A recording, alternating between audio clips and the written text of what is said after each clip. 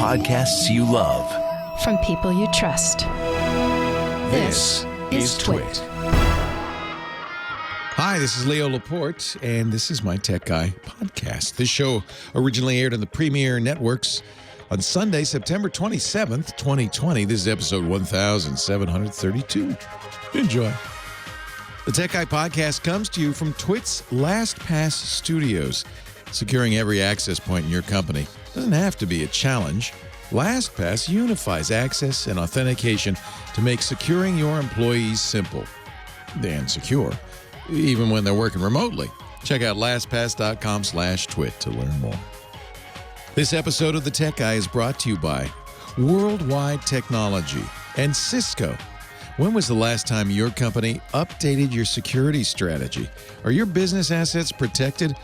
WWT offers security solutions and services that will protect every endpoint of your business and help you combat the next-gen threats. Visit wwt.com/twit to get started. And by Manscaped. Manscaped promotes clean hygiene when it comes to shaving your twigs and berries.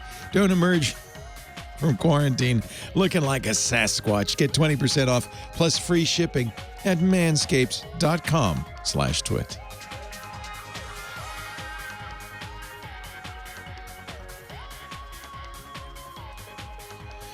Well, hey, how are you today? Leo Laporte here, the Tech Guy. Time to talk computers, the internet, home theater, digital photography, smartphones, smart watches, all that jazz. 8888 Ask Leo, the phone number, 888-827-5536. That's toll free from anywhere in the U.S. or Canada. You can still reach me outside that area. You got to do some little finagling.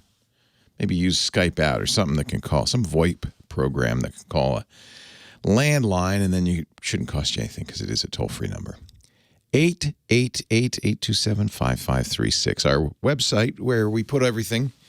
James DeRufo puts everything. Our scribe, the official scribe of the show, writing everything down, even now, puts that up on techguylabs.com. I'm the tech guy. That's my labs. I'm there in a coat with a Bunsen burner, some protective eyewear, that kind of thing, and my beakers and test tubes, and that's free, by the way. There's no admission charge. There's no sign up. There's nothing. You just wander in, like the web used to be. techguylabs.com.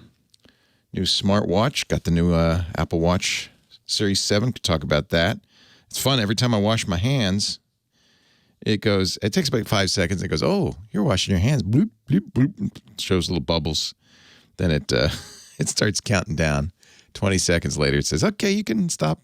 That's cool, I guess. If I fall, it lets me know. It also checks my blood oxygen. That's useful these days. It has a little built-in oximeter. It's not like you can't really use it while you're exercising. The rules are you have to sit still with your hands still and can't, But it does, it does it. It does it. Also got a new smartphone, got that folding phone. We can talk about that too, the Galaxy Z Fold 2. Which, I have to admit, I thought, oh, this is going to be silly. It's going to be terrible. It's, there's a crease down the middle, a folding screen. How good can that be? And actually pretty good. I was surprised. Ridiculously expensive. Nobody should spend $2,000 on a thing that's so easily dropped. And by the way, if you drop it, I'm just looking at it. I can tell if you drop it, it's broken, a million pieces. It's like you've got a little Fabergé egg phone. So that's a lot of money to pay for something that fragile. And phones, they're in your pocket. They fall out. They're slippery. They're really not the most. They tend to be, dropped. So I think it'd be foolish to buy a phone that's so easy to drop. I really do. Anyway, but it's neat. That's why I got it, not just so I could talk about it and tell you. I think maybe, I don't know if it's the future of phones, but it is a very interesting form factor. So we can talk about that. We're expecting a new Google phone on Wednesday, the Pixel 5. New Chromecast on Wednesday. We can talk about that. Say, open phone app. No. You can ask me to No. call a contact or business No. saved in Go. That's Bixby, but Bixby turned into a woman. Hey, knock it off. What else? See, Bixby knocked everything out of my mind. Amazon had a big announcement this week. Crazy stuff, including a sensor. So this is a complicated story, but there's a technology they're going to call Sidewalk, which basically puts sensors all over your neighborhood. They realize that, well, you have a doorbell or, your mailbox that might be distant from your Wi-Fi, may not be able to get a connection. So what if we set up a low bandwidth network for Internet of Things that spans the neighborhood, and your neighbors, if they have Amazon stuff, will support it. It's 900 megahertz, so that goes a long, long way. Amazon says as much as half a mile. There's a little sensor you could put on your mailbox to say, mail's here, you've got mail. Would that be funny if it said that? You've got mail. And your smart lights and your garage door opener and your doorbell and all that stuff can be on that network. They also say it'll work with trackers like Tile, because do we really want Amazon to have sensors all over the What? That's crazy. But that's not the craziest thing they announced. It's not even close.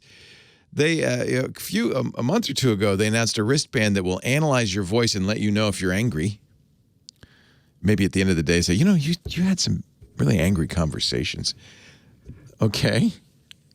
They say, no, we're not sending your voice back to the home office. It's just, it analyzes it in your band. Well, okay. I don't know if I believe that. But that's not the craziest thing they've announced.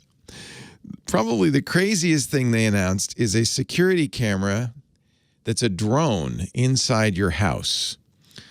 Maybe you've already seen the videos of it. It's just a little base unit. Looks just like kind of an Amazon Echo. It says Ring on it. Amazon bought the Ring doorbell, guys. So it says Ring on it. And it's $250. It'll be available next year. And I don't think it flies around your house when you're home. I mean, I guess it could. But the idea would be you're not home. Intruder alert, and the base thing goes bzzz, if drone comes up out of the base and flies around your house looking for the intruder. They've worked on this for 2 years. They said it's an obvious product that's very hard to build. Is it an obvious product? It doesn't. You don't have to fly it. It just flies by itself. It avoids windows, drapes, couches, dogs. You can say where it can go and what path it could take. You say, don't go in the bedroom. But so when you first get it, you build a map for this drone. It says, okay, tell me where you'd like me to go to look around. It can be commanded to fly on demand, so I guess it could fly when you're home if you want to see what the kids are up to. Oh, Mom, knock it. The kids are going to start throwing things at me. Knock it off. Take it back. Get the drone out of my room. Or it can be programmed to fly when a disturbance is detected by the Ring alarm system. When the camera is in the charging base, it can't see anything. The camera, it records only when it's in flight, and Ring says the drone makes an audible noise when flying. Of course, it does. You've heard drones; they're noisy, so it's not going to sneak up on anybody. So you could use it. They said, "Well, how many times have you left the house and said, oh, did I leave the stove on?" Have you ever done that? I've done that. Have you ever turned back to check? I don't remember if I've ever done that, but I wouldn't be surprised. Not now. You can just have the drone look. Is the dog okay? Sleeping. It can check to see. I don't know if you close the garage door. I guess it will avoid objects in its path. The propellers are shielded, so you know they can't hurt anybody if it should fly into you. I don't know. I think we want a battle drone. In case intruders come in, I think it should have shock probes, buzz saws, projectiles. It should, let's put a gun in the thing. Now how do you like it? The Ring Always Home Cam. That's the weirdest thing Amazon announced. Yeah. Wow. I think we're living in the future. Doesn't life feel a little bit like a science fiction novel now? Like, maybe it's just me. I feel like, when I started doing this show way back when in the 90s, it was like, oh, yeah, you can have a spreadsheet and do your, business documents. And now it's like you got a killer drone in your house. Well, it's not a killer yet.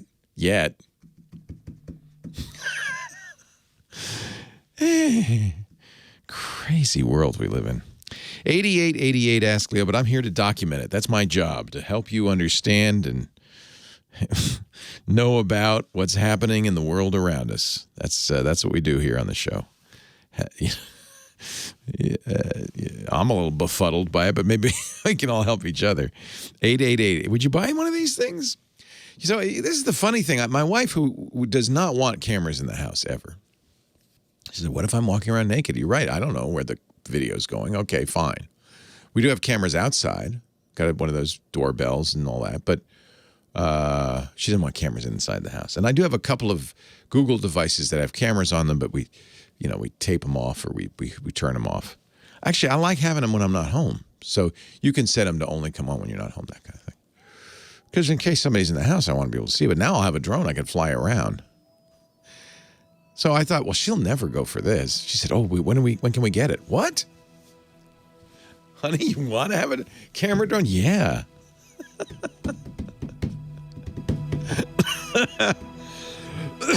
I don't know what she's going to do with it. I have a feeling it involves me. It's a miracle! Ladies and gentlemen, I give you the unbreakable Kimmy Schaffer, our phone angel for the week. Hello, Kimmy. For the week? Do you know something I don't know? Forever. It's smoky again. I know. Another day, another fire. Here we go again. My mom sent me a text saying, oh, I hope the air is clear and it's cooled off a little bit. We had a couple of days of clear air, but now we get to not breathe again. Mom, you picked a wrong day to ask. Yeah. It's going to get to 97 today. Well. And there's fires in Healdsburg, or St. Helena, so.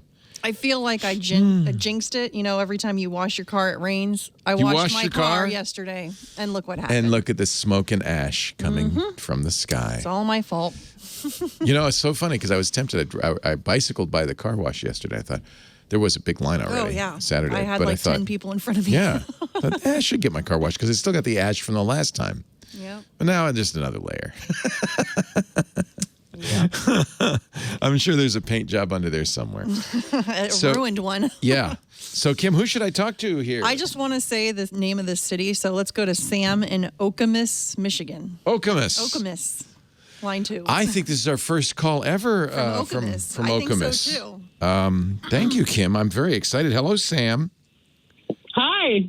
Oh, it's a lady, Sam. Hello. Hi, Sam. Yes, I'm the female. Yep. And I have called once before, and I did say the name of my city, but she didn't put it in. I guess she didn't know how to spell it, so I spelled it for her this time. Well, yeah, Okemos deserves credit. Where on the hand is Okemos? It's about 5-10 minutes from Lansing. Okay. So you're not in the middle of nowhere. No. It's basically, it's not yet a city and it's not yet a town. It's basically like a suburban area of Lansing. Yeah. Okay, cool. Well, now I added another name to my list. I should have a map with pins in it. It would be so much fun to see all the places. That would be really cool. Yeah. We get calls from everywhere. So what can I do for you, Sam? So I woke up and I started listening to your podcast of yesterday's show. Be careful, because that'll put you right back to sleep, I swear, people say, I meet people all the time and say, oh, my wife listens to you to go to bed. She goes to sleep then. I don't want to raise my voice. I'm going to talk quietly. So what did you hear yesterday that prompted your call today? Part of half my call. they were talking about how their son was in pharmaceutical school and how they wanted to organize their notes. Yes. So you're going to see, that was the first call from last show, and you're the first call from this show. And you get me started on note taking. I can go for hours. This is a very interesting topic, thanks to digital technology. It's changed. So what do you do? And you mentioned that a lot of the people in that industry like to take visual notes. And I have a solution that I got from a Center of Independent Living near me. And it's called, have you heard of smart pens at all? No. Especially LiveScribe. So, Sam, are you blind? Oh, my gosh. LiveScribe is the pen that I bought. I do know LiveScribe. I had a LiveScribe way back when they first came out. So I haven't tried any of the new stuff. And they have LiveScribe with cloud storage now. So you can actually upload that stuff to a cloud. I think Evernote and Google Drive and one other one. So it's a smart pen. In fact, I think, as far as I know, it's one of the few. And the idea is it's a normal pen, right? And you just you write with it or draw with it, but it's recording. It has a little camera in it. Yeah. And it's recording everything you write. And then but you have to have the special paper and the buttons and all that. So that's the downside, is that you have to have all of the equipment. But now there's an app that you can get on your phone or tablet, and it'll upload to either the LiveScribe app or, even better, with the newest pen that I just looked up, things like Evernote and Google Drive. That's so cool. Now, so the paper, and you can buy in a lot of different form factors, including like those little Moleskine notebooks. And they even have sticky notes now. Sticky notes. They even have sticky notes. So you're really not. Yeah, you have to buy the paper. It's a little more expensive. Not a lot more expensive. It's a little more expensive. Right, exactly. The pen is the initial expense, $100 to $200 for the pen. Right. The newest one is about $109, I believe. Does it? It's a great investment. So how long have you been using it? I'm no longer in college. I'm actually disabled right now. But when I was in college, it was well worth the investment. It lasted me like 3 years. Now, I recorded my lectures, but full disclaimer, I did have a disabled accommodation where I could, so you could go right up front. Legally, I could let the professor know up front that I was taping their lectures, because I know some professors are like, oh, it's a invasion of... They should, every professor, if they care, should let the students record it. Are you kidding me? I believe that too. Absolutely. I'm not going to sell it. What do they think? Your lecture is so valuable, somebody's going to put it out on YouTube. Oh, I know. Silly. I had professors like block their content and actually put their content up on YouTube and just give us a link. Right, it was kind of strange. But that helps the students, though, because the students then can watch it at their leisure. They can go back. You have a recording. This is a strong recommendation. So you've used it for more than 3 years. That's good. Livescribe.com. Very clever. I should have mentioned that, but that is so maybe for his son, John's son, who's a pharmacology student, this would be a good way to go if he really likes pen and paper. Thank you, Sam. Leo Laporte, the tech guy. Another Sam coming up. That's really cool. That's really cool. Yes, I forgot all about that. My handwriting is terrible, but this wouldn't matter because it just records it, right? So on the screen, it sees it as if you were writing on the screen. It sees it just totally like normally. And then with the recordings, you can see what you're writing as it's recording. And then you talk about buttons, but the paper has these special printing buttons on it that you tap with the pen, and it does things. Yes. Which is really cool. You can jump ahead in the recording or jump back. You could turn the volume up or down. You can do all sorts of things with these buttons. Oh, yeah. I think this is so cool. And the thing is... There was one other thing I wanted to ask you about. Sure, Sam. So I was a web developer for about 10 years before I became fully disabled. I'm sorry. And that sucks. Yeah, mental disability. I'm sorry. And what I noticed when I was working at a research center at Michigan State University was they put a lot of badges as rewards in their projects. And obviously one of the most common knowledge places for badges is the Apple Watch in the activity app. They're such silly things, but people collect them. It's so silly. And I noticed I have to sleep with a CPAP, and every so often I get a text message saying, "You won a gold badge." And I'm just like, does everything need a badge? You're breathing so well. This is the world we're living in, right? Where you get trophies for participation. This is... I know. Yeah. But it's nice. Silly things like that too. It's okay to be acknowledged. I don't think it's the end of the world. I mean, we should all be acknowledged just for being around.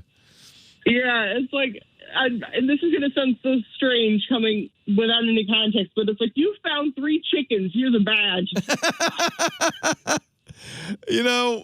It's okay if it makes people feel good. The thing about the badges is that, they don't exist anywhere. It's not like they send you a medal or anything. No. You couldn't hang it on your wall. It's only on their phone and your watch. And even then, it's only when you go to the activities. But, it makes people feel good. Boy, you hear stories all the time about people whose Apple Watches got them off their butts and out there in the world and stuff. So I don't want to knock it, but you're right. Right. Getting a badge for sleeping is pretty good. Nice job. Well done, Sam. You slept through the night. I don't think I'd get that badge. I would like a badge for sleeping through the night. You know what I need a badge for? What? Is not waking up in the middle of the night and reaching for my phone, because I know that keeps me up. There should be a badge for that would be nice. You woke up, but you just stayed there. You suffered in silence. That's a badge. That's a badge. That deserves a badge. Sam, a pleasure talking to you. Thank you for calling in. You too. Have a wonderful day, okay? Enjoy what's left of the summer weather. It's going to get cold pretty soon in Okemos. Oh, yeah, especially up here. It's like the summer. It's like the weather is just normal, but in Michigan, it has its own thing. Trust me. Yeah, it's beautiful in the summer, though.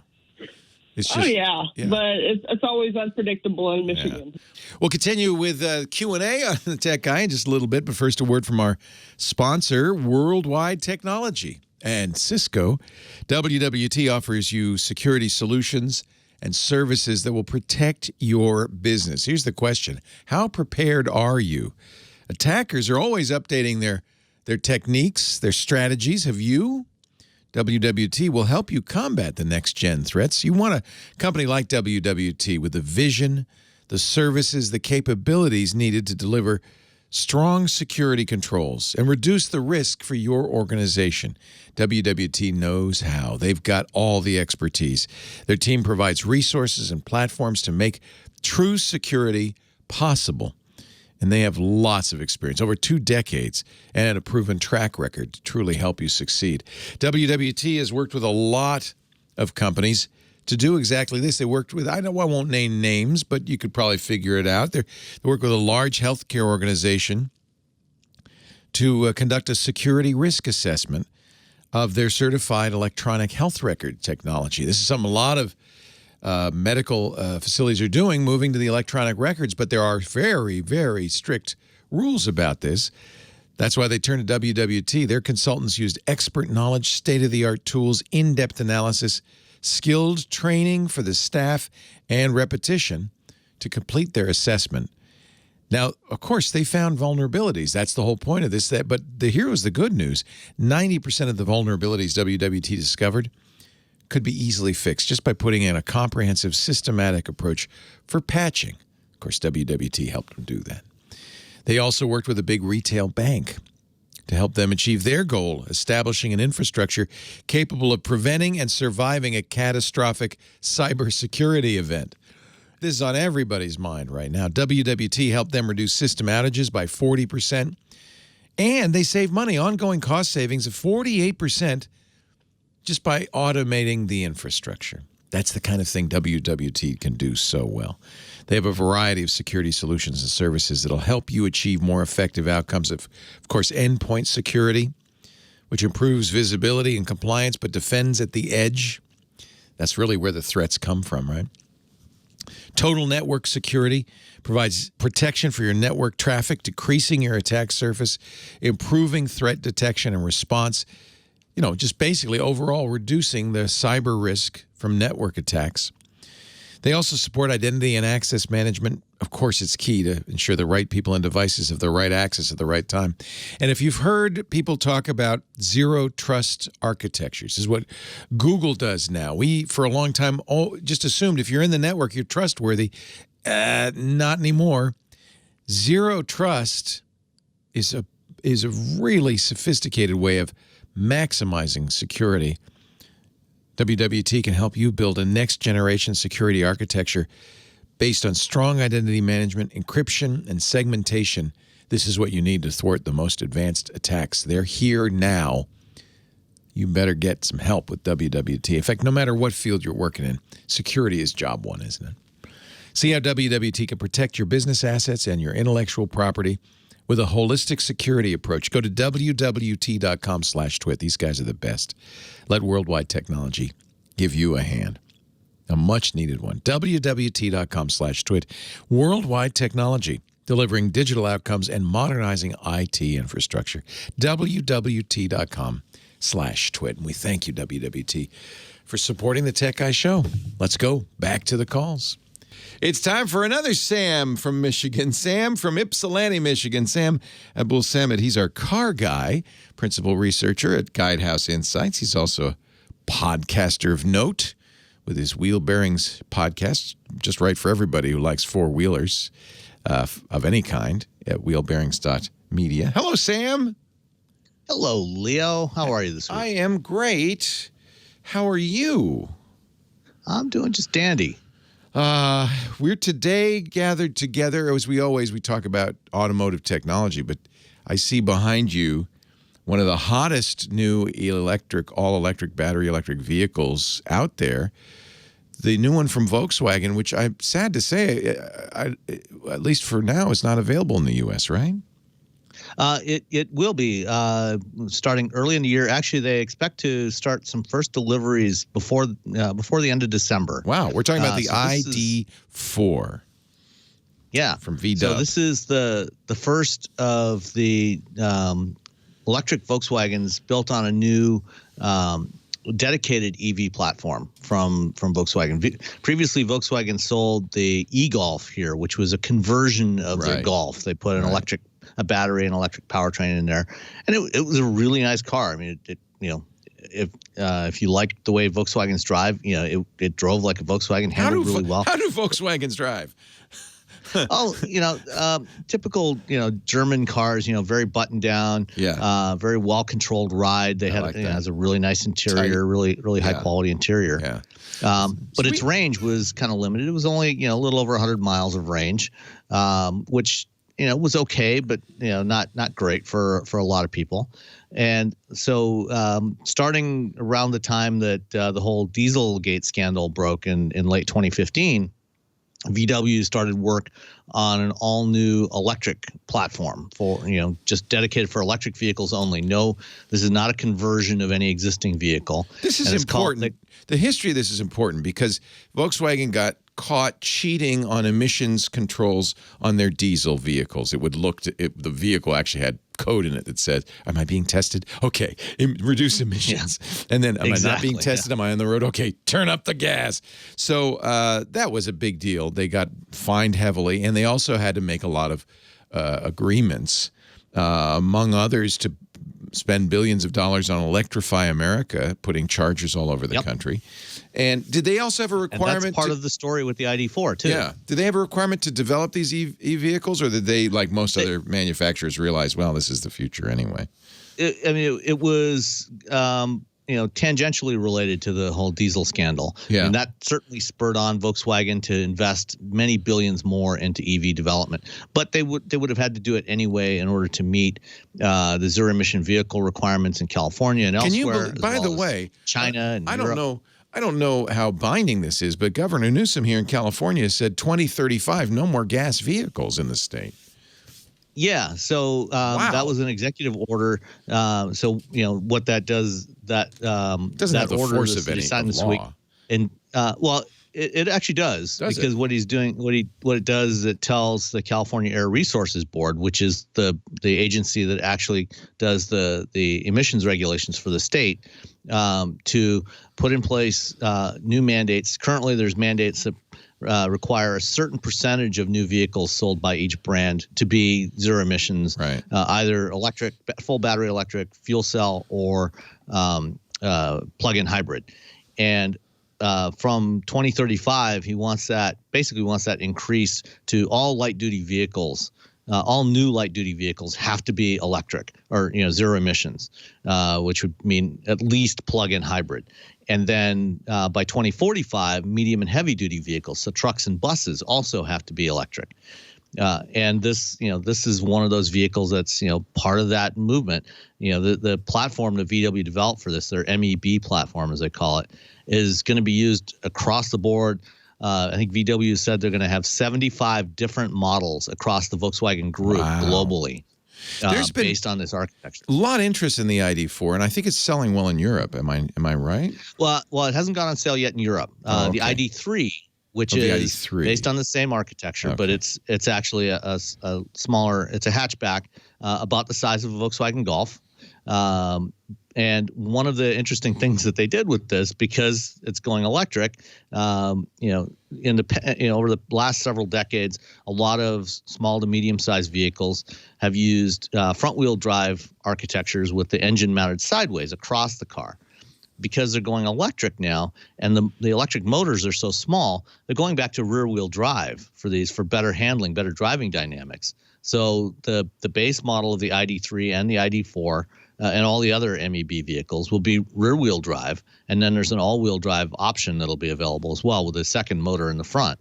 And this vehicle, the ID4, fits right into the heart of, one of the biggest segments we have, especially in the U.S. market now. They're not going to sell the ID3 here, but the ID4 will be available from the beginning of 2021. And it's in that compact crossover segment. So same place, Toyota RAV4, Honda CR-V, Nissan Rogue, Ford Escape, virtually the same size as all those vehicles. And it's going to get about 250 miles of range. And starting price before the tax incentives would be about $40,000. Fully loaded, it'll be about $46,000. So you get a federal tax incentive of $7,500, which brings it down to about $33,000, which is right around the price that most of these compact crossovers are selling for anyway, in that $31,000 to $33,000 price range is the actual selling price for most of these. So it's going to be right in the heart of that market. And it should be a very interesting vehicle. I'm really looking forward to driving this. The reviews of the ID3 in Europe have been quite positive really good so far. Yeah, people really seem to like it. Oh, Sam, you keep throwing me one more thing. Oh no, yes. The ID4, when customers that buy an ID4 will get 3 years of unlimited DC fast charging from Electrify America. On Electrify America, are they going to be everywhere? I mean, how many are they putting in of those? Eventually there will be about 2,000 stations, 2,000 locations. It's the long-term plan. And the idea is you're only a few miles away from one somewhere. Yeah. I mean, already today, along most of the major highways across the country, you can find an Electrify America station about every 100 miles or so, 80 to 100 miles. Nice. So you can actually, like with Teslas with supercharger stations, you can already drive across the country with using Electrify America stations, and that's going to grow. The second phase that they're doing now is putting more stations in urban and suburban areas for people to use. And so, anybody that buys one of these will get 3 years of free charging. That's really good. Which is another nice little perk. They say it takes about 10 minutes to charge up for another 60 miles. So plan, half an hour at the charger, probably, right? Yeah, so you can get they say from 5% to 80% charge in about 35 minutes, and so if there's one that's close to a grocery store that you shop at, you can go plug it in there, do your grocery shopping, and have it pretty much full by the time you're done. It's one of the things Tesla did is they made sure that those superchargers were near restaurants and things to do and stuff, so that you could almost and always. That's going to be a key for everybody is to make charging more convenient. Sam, should I buy this instead of the Mustang Mach-E? No, I mean, you'll get your Mach-E before this is available, and I think the Mach-E will definitely have better performance. It's going to be a little bit bigger than this. Yeah. I think you'll like the Mach-E, but if you can convince Lisa that she doesn't really need a sports car, an electric sports car, then maybe that's get her the next one. Yeah, we're trying to go all electric. And what's funny is I grew up as a Volkswagen family. We had a Beetle and then a station wagon and even that horrible Fastback as a kid. So I kind of have a certain soft spot for the old V-Dub. Sam Abuelsamid. He's a principal researcher at Guidehouse Insights. You got to listen to Wheel Bearings. That's the automotive podcast at wheelbearings.media. Leo Laporte, the tech guy. I've been watching with interest as the ID3 got more and more popular, and people are going really interested in this. This is an interesting car. It's a nice body. I like how it looks. Yeah, it's they've got a really attractive new design language for their EVs. Yeah, it's kind of a little more muscular, but a nice flowing design to it. And when you look at it in profile, the front end is actually really short. So there's actually no front trunk in it. I love the front. Short. I love me some frunkage. But they do have a very large cargo area in the back. It's 30 cubic feet of cargo area, which is actually bigger than what you get combined in the Model Y. Wow. So it's funny because it used to be everybody was competing against the Model Y, and now I think there's enough choice out there that people. Yeah, and we're going to get a lot more choice over the next 2 years. Yeah. There's a lot of new stuff coming to market and across almost every segment. From smaller cars up to big trucks. Lisa had commented on a photo I had on Instagram this morning, about electric sports cars. And unfortunately, that's the one segment where there isn't really much, there aren't really any options right now. I think we might end up getting a truck. Yeah, well, I told her, there's always the GMC Hummer. Which will do 0 to 60 in 3.5 seconds. That would be a fun vehicle. I wouldn't have horsepower. Would never have bought a Hummer, when it was a gas vehicle because that just seems egregious. But an electric Hummer. But there's gonna be a bunch of truck options next year. You've got the Hummer. Rivian is going to be coming out in the spring with their truck and their SUV. There's the electric F-150 that's coming in 2022. So there's a whole bunch of truck options coming to the marketplace. Yeah, very exciting. Yeah. I think that's so. My lease runs out in December. That's why I have to get the Mach-E now. And then we own the Bolt, I should say. Mm-hmm. So there's no urgency. So we can wait until there's a truck of some kind. And you can always ride the bike to work. I'm nervous. I don't want to ride by the ghost bike. There's a ghost bike on the bridge I cross, and it makes me very nervous. What's that? So ghost bikes are where people were killed on a bicycle. They put a white bicycle. Okay. As a memorial, and there's flowers and signs, and it's like I have to ride by that every day, and I think I rode my e-bike yesterday though. It was early morning. Lisa and I went out because there's no traffic, and it's so much fun. I love my e-bike, but I could easily ride it to work. I was for a while. They're hard to get now. Are they? A lot of people ride. Oh yeah, good. E-bike sales have skyrocketed this year, and scooters. And you basically can't find any. Like most of the summer, if you wanted to, or even regular bikes, but especially e-bikes, if you wanted to get one, everybody was sold out. And a lot of retailers were saying, yeah, we can get you one next spring. Wow. That's because of China, probably. Yeah, they have to. Almost all the motors are made in China. Yeah, there's just been huge demand for them. Good. Sales have been up like several 100% this year. Yeah, nice. Love hearing that. Yeah. All right, my friend. All right, I will talk to you next week. Have a wonderful, wonderful week, and talk to you next week. See you, Sam. Bye-bye. Bye.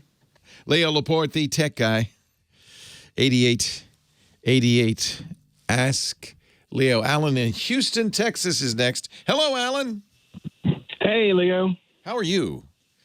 Doing pretty good. Good. Happy weekend. What can I do for you? I'm calling because I called once before, but this time I got a problem with a 2011 Mac Mini. It's my primary basically my home theater system. I got a 72-inch screen on the wall with this plugged into it. Nice. How pretty. Yeah, Mac Minis actually make a really good home theater system. Do you run Plex on it? What software are you running on it? Actually, it's just a kind of an in-house thing. I got two 8-terabyte hard drives tied to it, Nice. And a humongous 80,000 video library, just everything and anything you can imagine. Wow. Yeah, you should take a look at Plex anyway, because it just organizes it and streams it, and it puts it on the network so you can watch it everywhere in the house too if you wanted to. But that's just what is the problem you're having? Every morning I fire this thing up almost like clockwork. Turn on the TV, turn on the box, go grab a cup of coffee, but it goes to a black screen and the fans spin up. Yeah. So I have to hard power it off, and then I turn it back on again, and it comes up normally. So I don't know if the SMC needs to be reset or... Yeah, that's possible. That's one of the... There are a few little tricks that you can run on a Mac, especially an older Mac, that sometimes will help. The SMC is actually a very good guess, because that's a controller that does, it could well be that it's not powering up the first time, and now resetting it is a little tricksy because it's different for every kind of Mac. You'd have to look up, Apple support will have, 2011 Mac Mini, how to reset the SMC. Often it's just taking the plug out and letting it sit for a while. It's a system management controller. There's also the parameter RAM, and the Command Option PR when you reboot and let it bong a couple of times. There's a few things you can do. So let me think about this. Seems to happen a lot with computers, where the first time you power it up, it just kind of, and then it's like, I call them double clutch computers, where you have to start them twice. First thing I would say is, don't turn your Mini off. It'll go into a low enough power mode that it's not going to be a huge concern. I wonder what's going on. That's a really interesting question. Usually when I hear that, it implies that there's an issue related to heating, because the first time you turn it on, it's cold. It's been off all night. Second time, it's a little warm. It's like a car. You kind of got it warmed up a little bit, and then it kicks in. That could indicate something called a cold solder. I think those Macs probably don't have a lot of soldering. Even in 2011, they were probably doing surface mount for all the components. But, if something's soldered in there, sometimes a bad solder, they call it a cold solder, won't make the connection until it's warm, and then it makes the connection. So there could be something similar. It could be a capacitor that's gone bad that needs to be, it's taking a little while to charge up to the right level to drive the thing. That's probably my best guess. Capacitors do age. And that 2011 time frame, there were some bad capacitors out there, leaky capacitors and so forth. So that might be another issue. I'm looking at the chat room to see if they have a suggestion. It's kind of interesting. The TV's working fine, right? It's just the Mac Mini that's not starting up. Yeah, the TV's a slightly older one because it has some smart capacity. It has like Netflix built into it. It's an old Sharp.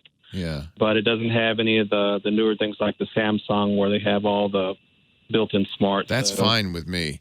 I would, if somebody would sell a TV that didn't have smarts, I'd jump on that.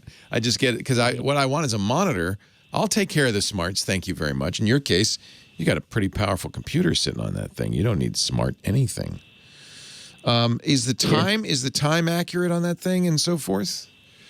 Yeah. Okay. I think because I've had it for a few years now. I bought it used from a good reseller here.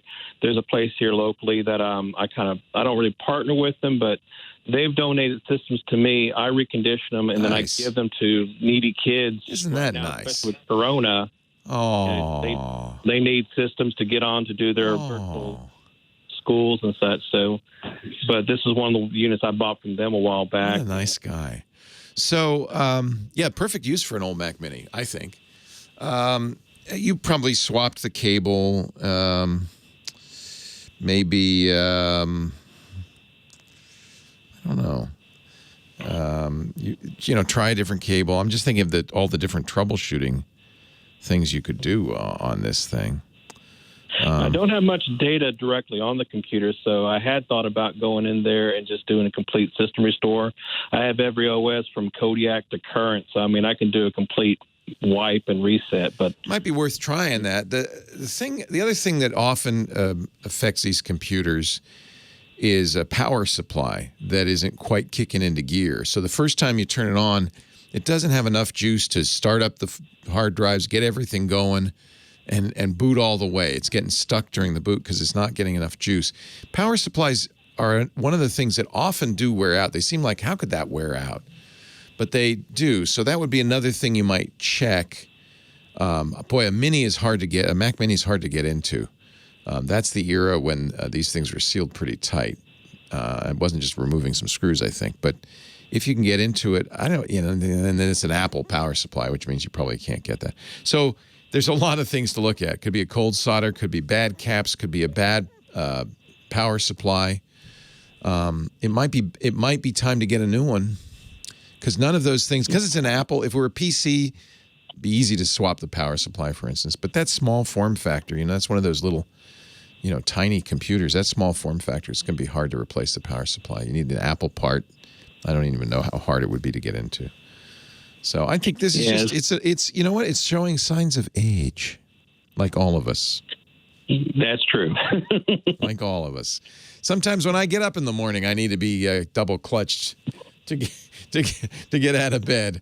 I try the first time I fall back in bed, I can't do it, and then I try again, usually with a push from my wife, and I can get out of bed. So I think that's what's going on. It's just old. I would leave it on. Is there some reason you don't want to do that? No. I just need to go ahead and kind of reposition it, make sure it's got real good ventilation. Yeah. Yeah, it's not going to get too hot when it's asleep. If it's not doing anything, it's not going to get too hot. All of these modern computers are very good in low power mode. I don't turn off any of my computers. I just let them go to sleep because I don't know why, because I'm lazy. It does draw some power, but a few watts, not a lot. Yeah. Okay. No, we'll just let it run until it don't run anymore. We'll start all over. In the words of HAL 9000, I suggest we put the machine back into operation and wait for it to fail. Oh goodness. Oh my! I have it. I have that somewhere. I'll have to bring out the sound effects. I'm sorry, Dave. Oh, wow. It's about to fail.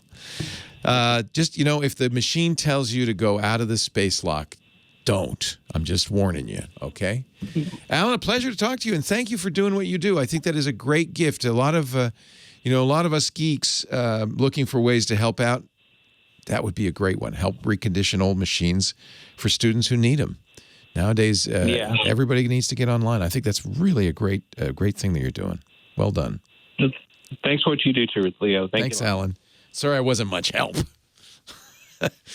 But there's some ideas. And those, so those are all things that can go wrong, especially as a computer gets older. The capacitors start to wear out. The power supply is maybe not as powerful as it used to be. It's funny. This affects PCs and Macs, where you just get this, I can't start. Why, hey, how are you today? Leo Laporte here, the tech guy. Time to talk computers, the internet, home theater, digital photography. We got your smartphones. We got your smart watches. 8888 Ask Leo. That's the phone number if you want to talk high tech with me. 888-827-5536. Toll free from anywhere in the U.S. or Canada. On the line right now from Los Angeles, Tracy. Hi, Tracy. Leo Laporte here. Hello there. How are you? I'm great. How are you doing? Well, let's see. So thank you to you. Thank you to your show. Uh-oh. And I think I'm about ready to say thank you to iDrive. Ah, what happened? Okay, so this is what I have. And I have, I've been listening to Tag Q, but watching golf. So now I'm back at my computer. That's okay. It's always allowed. Yeah, exactly. Always allowed. Yeah, okay. So now I'm back at my computer. It says, I did a system extensive test, and everything comes up great. Processor good, wireless mode good, system board good, but hard drive smart check failed. Okay. So but is it acting up, or you just did the test? No, I think it was Friday morning. I went to go turn my computer on, and there was no computer. There's no computer. Oh no! So the smart, which is funny. The idea of smart was that drives should, they know how they're doing, and they should be able to report back how, so kind of proactively you could avoid problems. So this was a proposed, feature in all hard drives. Then the hard drive manufacturers got a hold of it. So it stands for Smart Monitoring, Analysis, and Reporting Technology. And the hard drive manufacturers said, we don't want our hard drives to start warning people there's a problem. They're going to think there's something wrong with them. So they dumbed it down, way down. And now you see the problem. You see the real result of that is your smart drive didn't warn you that your drive was about to fail. No. It should have. No warning. It should have said, hey, I'm having trouble reading this sector, these sectors, more and more going. You better get this backed up and replaced because I'm about to die. Instead, because this manufacturers didn't want it to do that, all it does is say, yeah, it's broken now. Well, you knew that. You knew that. It's not booting. So but now, to be fair, this is what happens. Hard drives do die. I take it was one of the old school spinning drives, right? The computer that I have, it's an HP. I love the computer, by the way. It's an HP Split. It's one of those ones where you can take off the basic system. The board's basically a dummy board, but I love it because it's a touch screen and everything. Everything else about the computer is fabulous, except that it doesn't work. Yeah, well, the hard drive has failed. So it's not that old. You got it recently. Well, it depends what you consider. Actually, I made sure I wrote everything down before I called you. Its born on date was 8/15/2014. Okay, so it's 6 years old. Hard drives die. Right. That's what happens. Right. I think this hard drive is not an SSD, a solid state drive, although it should be. Looking at this computer, it's very compact. But it doesn't matter what kind of drive it is. It needs to be replaced. I heard you say iDrive. I'm hoping you had a good backup. Yes. Well, I hope so because I switched from the previous company you used to recommend to iDrive, and you started recommending iDrive, and it was Leo was what I signed up under. Thank you. As far as I hope and I know, so thank you to your sponsor. Well, and the only issue would be if you signed up. If it takes a while to get that first backup. So if you sign up yesterday. Oh no, years ago. You're good then. You switched to iDrive. I switched. Yeah. So. I think now it's not under warranty anymore, unfortunately. No, correct. And it's also, because of the form factor, it's probably not user serviceable. That's the bad news, is you're going to have to find somebody, probably HP, but you can maybe try Best Buy. Where did you get it? Did you buy it online or? Actually, I bought it. I don't know if it was Best Buy, but it was one of the electronic stores, and I don't remember which one. Well, they're all of them but Best Buy are gone now. So if you got it at the Good Guys or Circuit City, or it doesn't matter. But you could take it to Best Buy and say, "Hey, can you fix this?" Because what needs to happen at this point is the hard drive has to be replaced. It's gone. Okay, I agree. Okay, that was my take too. It's dead. It's dead, Jim. So. There's nothing much to say about it. I don't know on this computer if it was an SSD. At that age, it probably wasn't. But even if it was, either way, what you'd like to do is replace it with an SSD. Those are faster and they last longer. So, but this is because it's one of those 2-in-1 computers. The keyboard detaches and it turns into a tablet. That means it's very compact. And I don't know, how it might be. You remove some screws, you open it up, and there's the hard drive, and you just pop it out and you put in a new one. It might be that easy. So depends. I guess you could look at, if you go to ifixit.com, which is a great site for doing your own repairs. They're also a sponsor. If you go there and see if they have anything on the HP Split, if they do. There'll be a video, or you could even just Google, how to replace my split hard drive? And they'll show you what the process is. Actually, I'm looking at it right now. Battery replacement, screen replacement, hard drive replacement. Okay, they do have a guide for it on iFixit. Difficulty, very easy. That's good. They made it easy to get in there. There's 4 screws.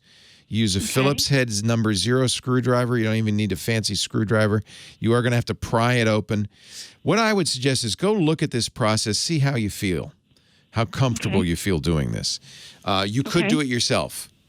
In which case, you'd have to order a compatible drive. You might want to go to iFixit and order their spudgers. That's these little plastic wedges they use to pry apart devices, because they use a spudger in their pry apart. You have to remove some thermal tape. You have to fold it away. You have to unscrew the hard drive. So there's 4 screws to get into it, 4 more Phillips screws to take the hard drive out. It is a spinning drive, it looks like. You could easily replace it. You could get a bigger one for less. You could get an SSD. If you want to get an SSD, get a Samsung EVO. And, you know, a terabyte, a terabyte about $100. The computer will become much, much faster. So this isn't a hard repair. If you bring it into somebody like Best Buy, they shouldn't charge you too much. They could do this in under an hour. I would think so. It sounds like the main thing is SS drive, and I noticed now this is an HP computer. And I know, sorry for being a girl here, but you're saying getting a Samsung drive, That's just rather than an HP. Yeah, HP doesn't make drives; they rebrand drives, so it doesn't matter what. Thank you. Okay, gotcha. Yeah. Thank you. I like the Samsungs, but there are many good manufacturers. Solid state drives nowadays really are good. It's hard to get a bad one. So, and boy, you'll notice if I can't tell if this is solid state or not. It probably depends on which split you got. But I can tell you, I wrote down what it is. If this does any good, it's the Intel Core, and then it's the Intel, and then there's an i3. i3. Yes, it's an i3. Okay. Yes. Yeah. So I don't. It doesn't really matter. Okay. If you don't have an SSD in there, you'll notice, even if you do, the newer SSDs are so fast, it'd be like having a new computer. Now, was it Windows 10? Yes. Good. So you don't have to have them do anything, or you could do it yourself. You're going to put an empty drive in there. Once you have Windows 10 on a computer, you can download a copy of Windows 10 from Microsoft. Always get it from Microsoft, and reinstall. Okay. You don't need a serial number or anything. It just will be Windows 10, and it'll be back. And then you'll install your apps. And because you have iDrive, you put iDrive on there and restore, and all your data will be back, and you'll be back up and running with a better computer than before. Hard drives die. It's not unusual. Right. Okay. In fact, I think this will make it a better computer. I think it might too, from what you're saying. Yeah. It was a little slow, I have to say, but it was older, and I knew that. But I love as computers get older and the hard drives get flakier, they actually slow down a lot. That's the number one cause for a slow computer. So in a way, the computer was warning you. Okay. So look at iFixit. See if you feel comfortable with it. 10 steps. It says it takes 2 to 5 minutes. Difficulty scale very easy. So, but it depends. It depends if you want to, you want to get your geek badge. If you want your geek badge, this would be something you could do. I would do it myself. I wouldn't have any trouble doing this. But if it makes you at all nervous, that's why I like people to look at the videos or look at the step-by-step first. Decide for themselves if they feel comfortable. Take it to the Geek Squad. They'll do it pretty easily. I would suggest not letting them. You can let them install Windows. You might want to use the HP split version of Windows, which you can get from HP directly because it'll have drivers and so forth. But as you know, because you had one, it'll also have a lot of junk on it, which you might want to remove. Same thing with if you take it to the Geek Squad, they'll want to put in other stuff on it like antivirus and so forth. My opinion is just say no. Just, you want the best Windows is a completely clean version of Windows with no extra junk installed. These days, when you buy a PC, you're really buying Franken Windows. You've got the Microsoft operating system on there, but then the manufacturer, and it's a little side hustle, they make a little extra money, puts a lot of other stuff on there. Actually, Microsoft does too nowadays. They'll put Candy Crush on there. They'll put an antivirus trialware on there. They'll put a lot of junk on there. It's not a Windows machine. It's a Franken Windows. Windows runs best when it's purest. That's not just my belief. It's my knowledge. Thank you, Tracy. Appreciate the call. I hope you can keep that. You love your split. You want to keep it going. This is the best way to do it. do some repairs. Put a new drive in there. It's going to be very happy, and you'll feel good if you do it yourself. You go, oh, I am a geek. You get one of those geek badges we were talking about. Oh, look who's here. Hello, Marquardt. It's me. Hello, Mr. Marquardt. How are you? I'm doing good. Are you? I'm good. I took some reflection photos, but cool. I'm not going to submit them. I just wanted the pleasure of taking them. But it was fun. Because sometimes that's all. You got me thinking. You got me thinking along the lines of reflections. We have. By the way, for the day segment, you have another email with another set of visuals. I shall check. We have a lot of burners in Petaluma. So there's the Burning Man crew, all of their stuff. Oops, this is my network stuff. Well, let's see if I can find. Oh, did I show you? I have to show you my new toy. Oh no! Look at what this. What is it? Oh, this is a photographer's dream. Look at the size of that screen. Is that it? Doesn't the crease? You kind of get, first of all, if you have to angle it to see it, right? Oh, sure, that's right. And so when you're looking straight on, it looks fine, and it's really nice to have that size. It's a huge screen. Isn't that nice? And when you're taking a picture, that's the size, right? So it's kind of cool. So that's your viewfinder. To have a viewfinder. Does it take, what aspect ratio does that shoot in? It's just a normal 4:3? Samsung. I think it's a normal Samsung phone. 4:3 photo, yeah. And it's a little short of using an iPad to take a picture. But it is kind of annoying. It's getting more towards an acceptable size for I a think camera. this size isn't as bad. I have to say, it's really fun to take pictures with it because you really see. I mean, it's basically the size of a 5x7 print. Yep. Yeah. So you really see what you're going to get, which is kind of nice. Samsung, they have their little tricks that they do with photos. They overdrive. There's another reflection. They overdrive the colors and stuff. But yeah, it's okay. There's another Burning Man. These sculptures are wild. She's in the trees. Oh, look at that. Yeah. Yeah, the burners are all... There's a burner. That's my wife. Petaluma is beautiful. It was really fun. So I went out to take pictures with a phone so I could, see what the camera quality... Compared to the Duo, it's just night and day, I mean, it's so much nicer. Isn't it just in itself a fun activity to go out just to take pictures? Exactly. Yeah. To make a point of doing that and not just... That's all I do when I travel or walk. Side activity of thing, yeah. All right, we'll talk in a few minutes. Thank you, Chris. We'll continue with the Tech Guy Show in just a bit, but you see what I got here? I have a perfect package. Actually, this is the...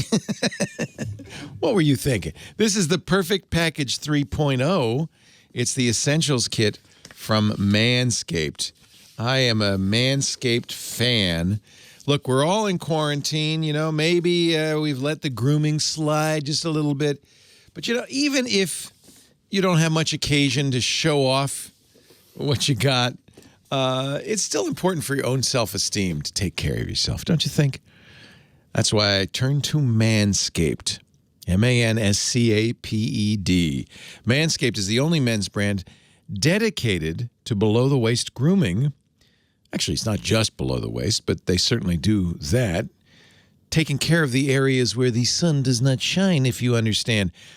Manscaped is forever changing the grooming game with this perfect package. This is such a good gift. If you got a birthday, celebration coming up, an anniversary, for the man in your life, the Perfect Package 3.0 Essentials. It comes with the new and improved Lawnmower 3.0. This is a waterproof, cordless body trimmer. I love it because it's got a USB charger that's a stand as well. So I leave my my Lawnmower 3 right there on the sink, so it's available at any time for any emergency grooming needs. You never know when you got a stray hair. I love this, too. The ceramic blades at, 7,000 RPM, which means they vibrate at such a high rate. Can't cut yourself, but you'll never nick or pull. They just do a really, really good job just cutting the hairs. And because you get the subscription where you get this replaced every 3 months, that's awesome. That's the peak hygiene plan. So they're always sharp. Listen to that, how quiet that is. There's even a little LED to guide you through the dark and twisty maze. Look at that. This is their third generation, and I think they really got it down now. Perfect Package 3.0 comes with a Lawnmower 3.0, but that's not all. You also get a lovely, let me show you here and get you the rest of this here.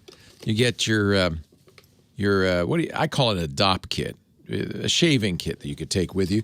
You get a variety. You got the Manscaped Performance Boxer Briefs with their proprietary microfiber blend, ensuring breathability, repels moisture, anti-chafe, with the sweat-wicking fibers to prevent chafing and what they delicately call swamp crotch. You'd also want to use the Crop Reviver and the Crop Preserver to keep yourself fresh.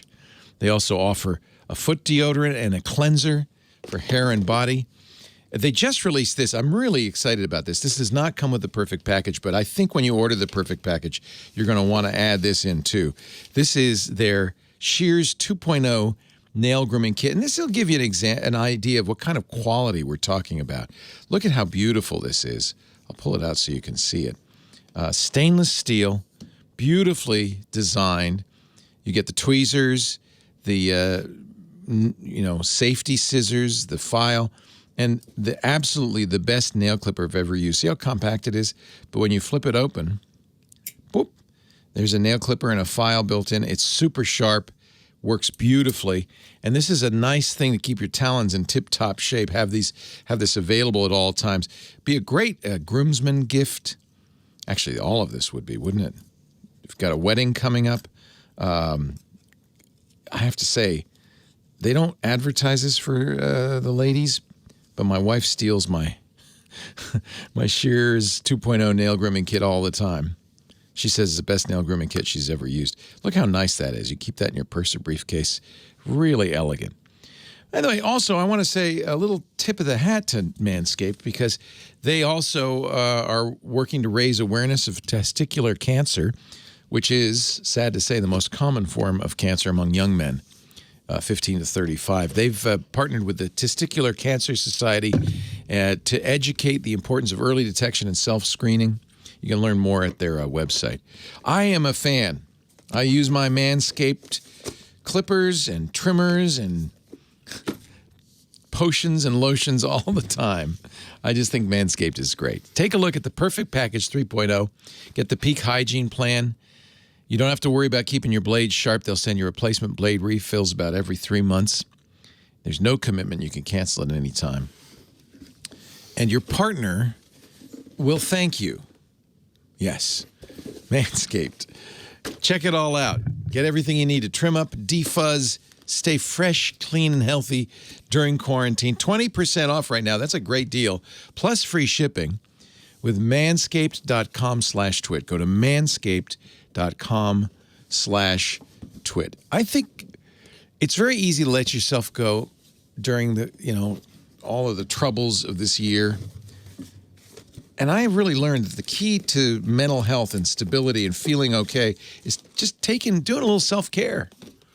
Doing a little self-care. So get this as a gift, but you know what? If you don't have somebody helping you out at home, a spouse or significant other, get this for yourself. You owe it to yourself. Look at that. It's perfect little gift. Manscaped.com/twit, 20% off and free shipping. That's a good deal. Manscaped.com/twit, defining the perfect gentleman. And now, gentlemen and ladies, back to the show. Don't eat too much licorice, though. Did you see that story? Guy killed himself by eating too much black licorice. This is important to know if you have high blood pressure or heart issues. There's an ingredient in black licorice that'll increase your blood pressure. Guy switched from red to black licorice, passed away. So if you're in your sugar shack, do not get rid of the black licorice. Unfortunately, as I love black licorice, but I knew about this, so I only allow myself 1 piece a day. It's delicious. Part of the problem, our chat room says, part of the problem was that's all he was eating. Well, that's probably not healthy, no matter who you are. Larry from Fredericksburg, Virginia. Hello, Larry. Leo Laporte, the tech guy. Hi, Leo. How are you? I'm well. How are you? Okay. I have a question for you. First of all, I've been listening to your program for several years, and I enjoy it. Thank you. Thank you for doing it. About 2 weeks ago, I was kind of forced by Microsoft to update to version 2004. I had been running version, I think, 1903 or 06, one of those. I didn't have the 1909, but I went ahead and updated. My printer works, which is good. Everything seemed to work. It's depressing that you get an update from Microsoft. Instead of saying, oh, how exciting, I'm going to have new features, you go, I wonder what's not going to work. Well, I say that because 2004 had some issues. Oh, yeah. Lots of them. Summer with things not working and lots of them, yeah. So I kind of delayed updating it, but Microsoft kind of forced me into updating it because they were claiming they were going to take a, quote, more aggressive stance in terms of getting people upgrade. Well, they've always been aggressive because unless you have a business license, you have to upgrade. They let you defer, but only for a month. And they're very aggressive about expiring old versions. So people who are on 1803, which is the spring 2018 update, you have to move on or you won't get updates anymore. That's 2 years. That's terrible. Yeah, well, they wanted me to move on from the 1903 or 06, whatever. That's right. Yeah, you don't have a choice. Yeah. And everything works except that it seems like it doesn't want to remember my OneDrive password, my email password, or my VPN password. I have to manually put them in every time I boot up the machine. Oh, it never remembers them. Is that part of 2004? No. So it used to remember these. It uses cookies to do this, and it used to I presume you mean log in through your browser, or unless you mean through the app as well. VPN, it might be an app, right? VPN is like a... It's an app you have to run, yeah. And so it doesn't remember that. So a couple of things could have happened. First of all, they probably forced you to move to Edge, the new Microsoft browser. No, I had Edge before. Okay. So, yeah, they shouldn't, by the way, this should not happen. Of course, none of this should happen, but it did. The things that you do in the browser that it doesn't remember, probably because the browser cookies were zapped in the upgrade. But the fact that it's still not remembering tells me that there's a permission issue on the disk. The browser is going to try to save, as is the VPN app, is going to try to save that. You know, there's a switch on it that says, you know, are you on a public computer or do you want me to remember this login? And of course, normal people, we always say, yeah, please remember this. I don't want to have to enter this every time. Right. So this is not a new feature of 2004. Although I don't blame you for thinking that, because you might say, well, maybe they stepped up security and I have to always log in.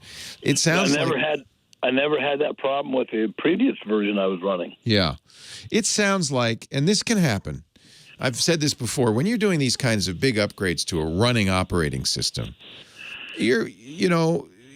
most of the time, it's pretty amazing that it works most of the time, but it's inevitable there'll be problems. It's like whisking the tablecloth out from under the china and not having anything spill. In fact, it's even worse than that. You're whisking the old tablecloth out and then putting a new one in. Sometimes some glasses tip over and break, and that's what happened here. It means that the place that this information is stored, where your cookies are stored, the browser cannot write to it, which means there's a permission problem. You know, Windows is a multi-user operating system. It's designed, although it doesn't need to be, but it is designed for multiple users. So you don't, or the apps don't have the permission to write to that directory. How do you fix that? Yeah, that's a good question. I'm gonna have to look around and see, because we have to take a break. Chris Marquardt, our photo guy, is imminent, but I wonder if System File Checker would do that. You might try running Microsoft's System File Checker. Worst case, you'd have to create a new account and move everything over. Leo Laporte, the tech guy. Yeah, you could right-click and take ownership if you know where it is. So, I don't know where it is. Right. If you knew what folder it was using to save that information, you could right-click and take ownership. Why would this happen? That's terrible. It might be just right-clicking on your home folder and taking ownership of everything beneath it would be sufficient. Because the program, the browser, or the VPN, they're running under your credentials as you. Yeah. And so they can only do what you can do. And what's I suspect happening is that the directory where they would save their settings is no longer owned by you. It's probably been owned, it's made more generic, or maybe it's owned by the system. This is not unusual. The system does this when it's doing the upgrade and it's supposed to switch it back, and it obviously didn't. Yeah. So I would say that one way to do this, as I remember, even Windows 2004, I think does mess around with your profile, right? Oish. I don't know. Here we go. Thank you, Raymond Thoth. Chat room is putting up a link to an article.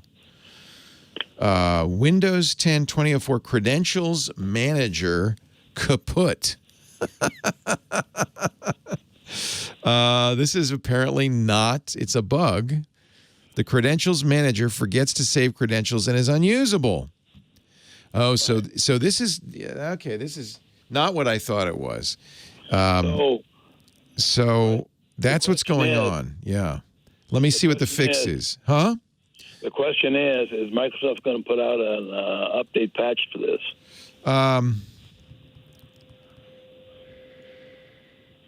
Workaround. Well, I would hope so. This is really annoying. In general, the workaround is removing the Microsoft account from the settings page and creating a local user account. After a restart, the local user account can then be changed to a Microsoft account. What? I'll tell you what. I'm just put this in the chat room. It's from borncity.com. This is exactly what happened to you. It's Bourne's Tech and Windows World. If you Google Windows 10 2004 Credentials Manager broken, you could probably find it. But we'll put it also at the website, techguylabs.com. Okay, but this has some workarounds. You are not crazy. This apparently is a bug in 2004. It didn't happen to everybody, but it does happen enough that people are reporting this. How annoying. How annoying. Fooling. Just, no fooling. I'm so done with Windows. I think actually my theory is that Microsoft is done with Windows. Seriously, that the age of desktop Windows is rapidly coming to a close, and so Microsoft has just stopped. Their quality controls disappeared, and I think they really, I don't know what their plan is, but I think that rapidly it's going to get to the case where the revenue from Windows is less than the cost of maintaining it. That's when they go, yeah, go ahead and use something else. I think their plan is to put Windows in the cloud and have us all run it out of the cloud. That way they can maintain it. They can keep it up to date. That's my guess. Well, it doesn't necessarily guarantee they'll fix everything that's wrong. No, it doesn't, does it? How annoying. Yeah, so apparently there is a bug in 2004, breaks the Credentials Manager. That's what's remembering. That's why that makes sense now that it's not just cookies, it's also in apps. That's where some apps store the login. And there is a fix, which is non-intuitive. And you're right. I would suspect Microsoft to push out a fix to this. Let me see what the date on this is. August 13th. So it's been around for a while. Hey, I got to run. Talk to you. Thanks for calling, though. I appreciate that. Now we know to warn people about this. Holy cow. That's crazy. You don't use Windows, do you, Chris? I try to stay away from it. Friends don't let friends use Windows. I used it until 2007. That's when you stopped working at HP, right? Yep. Oh, I gotta log in. Get your email. It's time for the photo guy. Chris Marquardt is here. So glad to have him. Before we get to our photography lesson for the week, though, I want to mention we were talking with Larry in Fredericksburg before the break. His Windows 2004 update somehow broke the ability for programs to remember their passwords as they had in the past. And thank you to the chat room, to Raymond, who came up with a article from borncity.com, Born's Tech and Windows World, that is exactly this issue. And apparently this happened in Windows 10 2004. The Credentials Manager, which is a Microsoft tool for storing passwords, I didn't even know about this, got broken in some cases, not all, in some cases with the update. Microsoft has published an article that talks about it. If you want to read about it, it's a support article at support.microsoft.com, 402-6814. But Born City has a workaround, which is fairly complicated, so I'm not going to walk through it on the air, but there is a workaround. You could Google Born City Credentials Manager broken. That would probably Borncity. All right, so just wanted to say all of that because it's now time for Chris Marquardt, our photo guy. Chris is my photo sensei, my teacher. He is at sensei.photo, where he can be your teacher too. Hello, Chris. Good to see you. Hey, how's it going? Everything well in your world? Yeah, of course. At the Viewfinder Villa? We don't mention it that often, but Chris lives in Germany.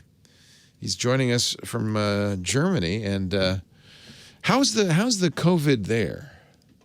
It's starting to. There's a slight slope upwards right now. Yeah, I saw People that. are getting a bit careless. I was worried. Yeah. Still doing better than many others, but it is coming back.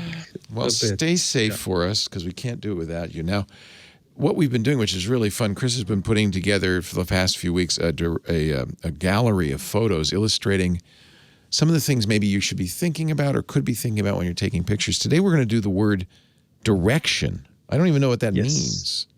Well, that's an important concept in photography because things in a photo point in a direction, or they can point in a direction if they're not showing straight at you. And that does something.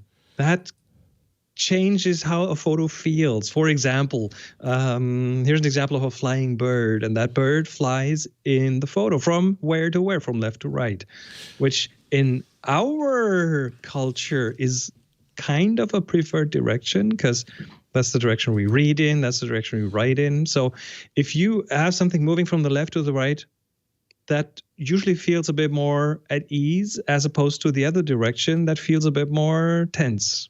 Right? Actually, I'm curious. In countries where they read from right to left, it's exactly just the other way. Yes. No kidding. It is. Yeah, it is. So it's just how you've been trained as a child growing up. Yeah. You prefer left to right if you're in a left-right country. Wow, that's interesting. So things don't even have to move. It could be something completely stationary, but if it points in a direction, it implies a motion. So right to left, again, a bit more tension. There's no value judgment here. It's not better or worse. It just feels different.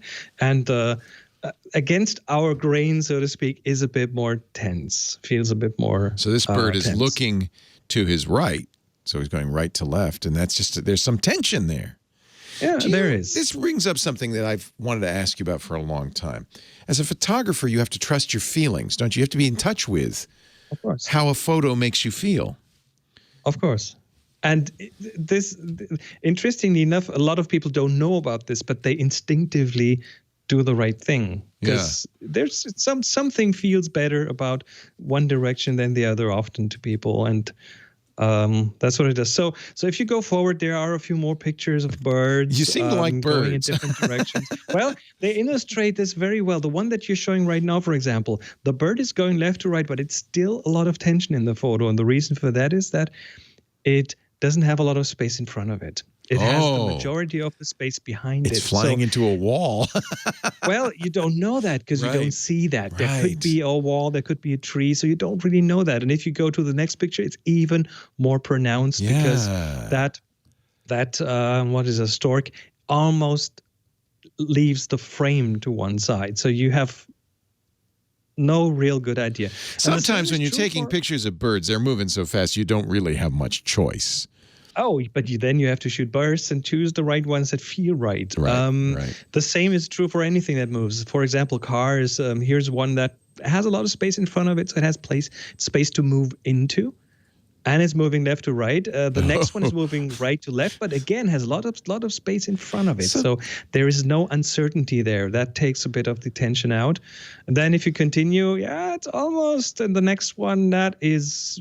Oh, yeah, this is bad. This is tight. Oh, that car's tight. Ooh. Well, it's not just tight. It doesn't have much space. It's also almost touching the left border, and it's moving to the left. So it's kind of weird.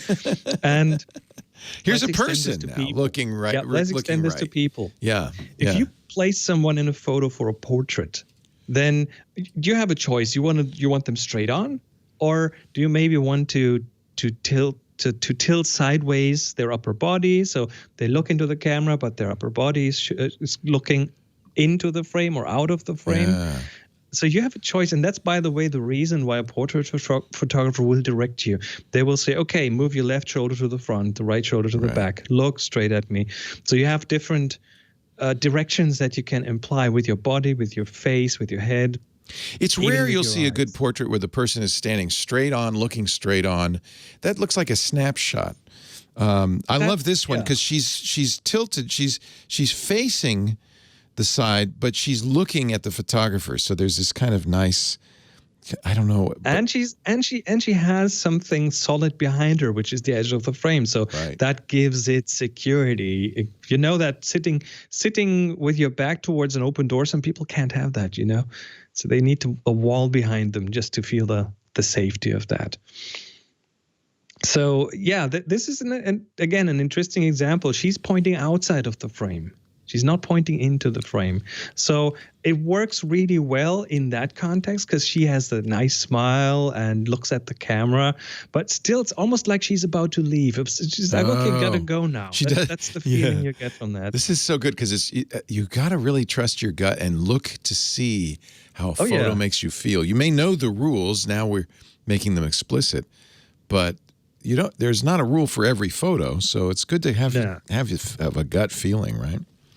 So if you go forward one more, there's just two more pictures. That's the second last, and that is a guy just pushing the bicycle out of the picture. And it, again, feels like I got to go. I'm leaving now. Now, interestingly enough, the other one, the last one, is a guy who's also almost leaving the frame on his bicycle out in a meadow. Got out of order here. Wait a minute. Let me go find him. I got to go back keep going to the gallery. Right. Doesn't matter. If you see a green meadow, you've got it. Okay, good. So there we go. The guy at the meadow doesn't really feel that bad because he's approaching us and he's not going away from us. So there are lots of different things you can experiment with. And I think the most important thing is be aware that pictures have a direction and things in pictures have a direction, and experiment with having them point in different directions. Yeah. I guess my natural inclination is to not put anything in this, or not to put the focal point of a picture in the center. I always, for some reason, move it off to one side or another. Now I have to kind of think a little bit more about what the direction, what the movement is in the photo. Very interesting. We are doing a photo assignment. Reflection is the word of the month. Are you going to do that next week? Do the review? I think next week is a good point. All right. So quickly upload a picture you just took of reflection to our Flickr group, the Tech Guy group on Flickr.com. And next week, on our photo assignment review, Leo Laporte, the Tech Guy. Ooh, exciting. Yeah, I always am playing with this just because out of my, I don't know anything about photography, but out of my natural inclination, a lot of my photos are doing that, are moving, are doing that, kind of sort of trying to do that. It's interesting. It's really, and we're now getting into the more advanced concepts. Yes, which is fun, which is total fun to do. Yeah, especially taking that effort to boil it down to really simple things. I love that exercise. Yeah. I really do. Really learning a lot about. So I do it so unconsciously. Here's my favorite. This is my favorite direction photo. Let me see if I can get this to load. It's a big photo. It's taking its forever to load. But we all do this subconsciously. Oh, look at these guys. Is that the Pakistani border? No, this is in Athens. It's the Tomb of the Unknown Soldier. Yeah. It's those Greek soldiers. They do the funniest, changing of the guard marching, but they're going in opposite they are very directions. serious about it. I think. I think they don't think it's funny. No, they're very serious. They have. You see those pom poms on their shoes? Oh, yes. They have razor blades in there. Oh no. Yeah. What? Yeah. Why? It's a whole thing. There's a whole story. Kick the enemy. To kick the enemy. And there's a lot of moving of the legs around and stuff. And apparently it's because they have to stand there so long. So they're trying to get their circulation going. It's really different countries, different. But it's the unknown soldier. So this is it's very serious, right? Yeah. But this was hard because the angle. You see, I got the stairs straight, but then this is tilted, and so it's frustrating. And you have two directions in the picture, and they're both leaving. So there's tension. That makes it very interesting. Yeah. It does make it very interesting. Because you have two things. It's almost like a tug of war pulling a rope or something against each other. Yeah. It's fun. Wow. All right, my friend. It's so good to talk to you. We'll see you next week. I'll be back in a week. Thank you, Chris. Take care. Bye-bye. Bye-bye. Leo Laporte, the tech guy. Seraphine's on the line from Studio City, California, our next caller. Hi, Seraphine. Hi. Hi. Boy, when your phone rang, I jumped out of my seat. Oh, my gosh, I got through. Yes. Well, thank you for putting up with all the busy signals. I appreciate it. And I used to spend all my gardening days with you in my headset listening to you. I didn't know what you were saying, but What happened to the garden? Oh, it's still out there, and I still listen to you. Good. Oh. Thank you. Okay. Here's my question. I have a MacBook Air that I work on most of the time. Mm-hmm. It's the only thing I have that goes on the internet to stay safe. Good. I have two old PCs. On one PC, the only program I ever use is PageMaker 7. I never updated. Holy cow. Wow. I wanted to own everything, and I have files going back to PageMaker 3 that people sometimes want me to pull up because I used to be in advertising and graphic design. Got it. Okay. Okay. Now, on the other PC, I have a professional level of called FlexiPro, and it's a program where I can cut stickers. Oh, neat. Out. Oh, I love those. Those like the vinyl stickers that you... Oh, I love those. Yeah, I have vinyl stickers on all my stuff. I love them. I have a quote that what can be conceived can be created. You just got to know the right people and programs. Yep. Okay. Now, here's my... those towers are so old and take up so much room for one program in each one. Yeah. Is there a way that I don't have any of the installation discs anymore because they're so old, and I want to take both of those programs and put it on one tower. And I was just wondering if I got an idea for you. This is a crazy idea. Okay. So, do you know about virtualization? The idea that on your Mac you could run a program that would let you have Windows in a window on the Mac. It's called virtualization. There are two programs that are very popular, VMware Fusion and Parallels.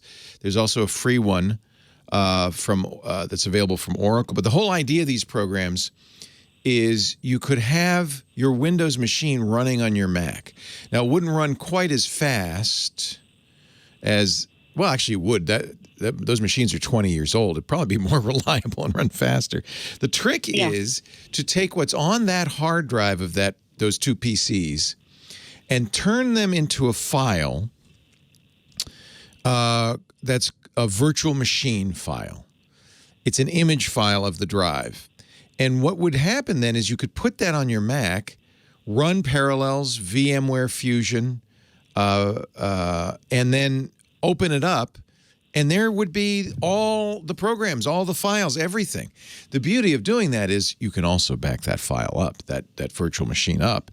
So you'd have many copies of it. You'd never risk losing it. And you'd never have to worry about your computer dying ever again. Or the hard drive. You know, you're at risk. That 20-year-old hard drive, that's old. There's going to be a day's going to come sooner than later that you're going to turn that machine on, and it's not going to start. Oh. I hear that. That wouldn't be good, right? Because you don't have a copy of all that stuff, right? That's it.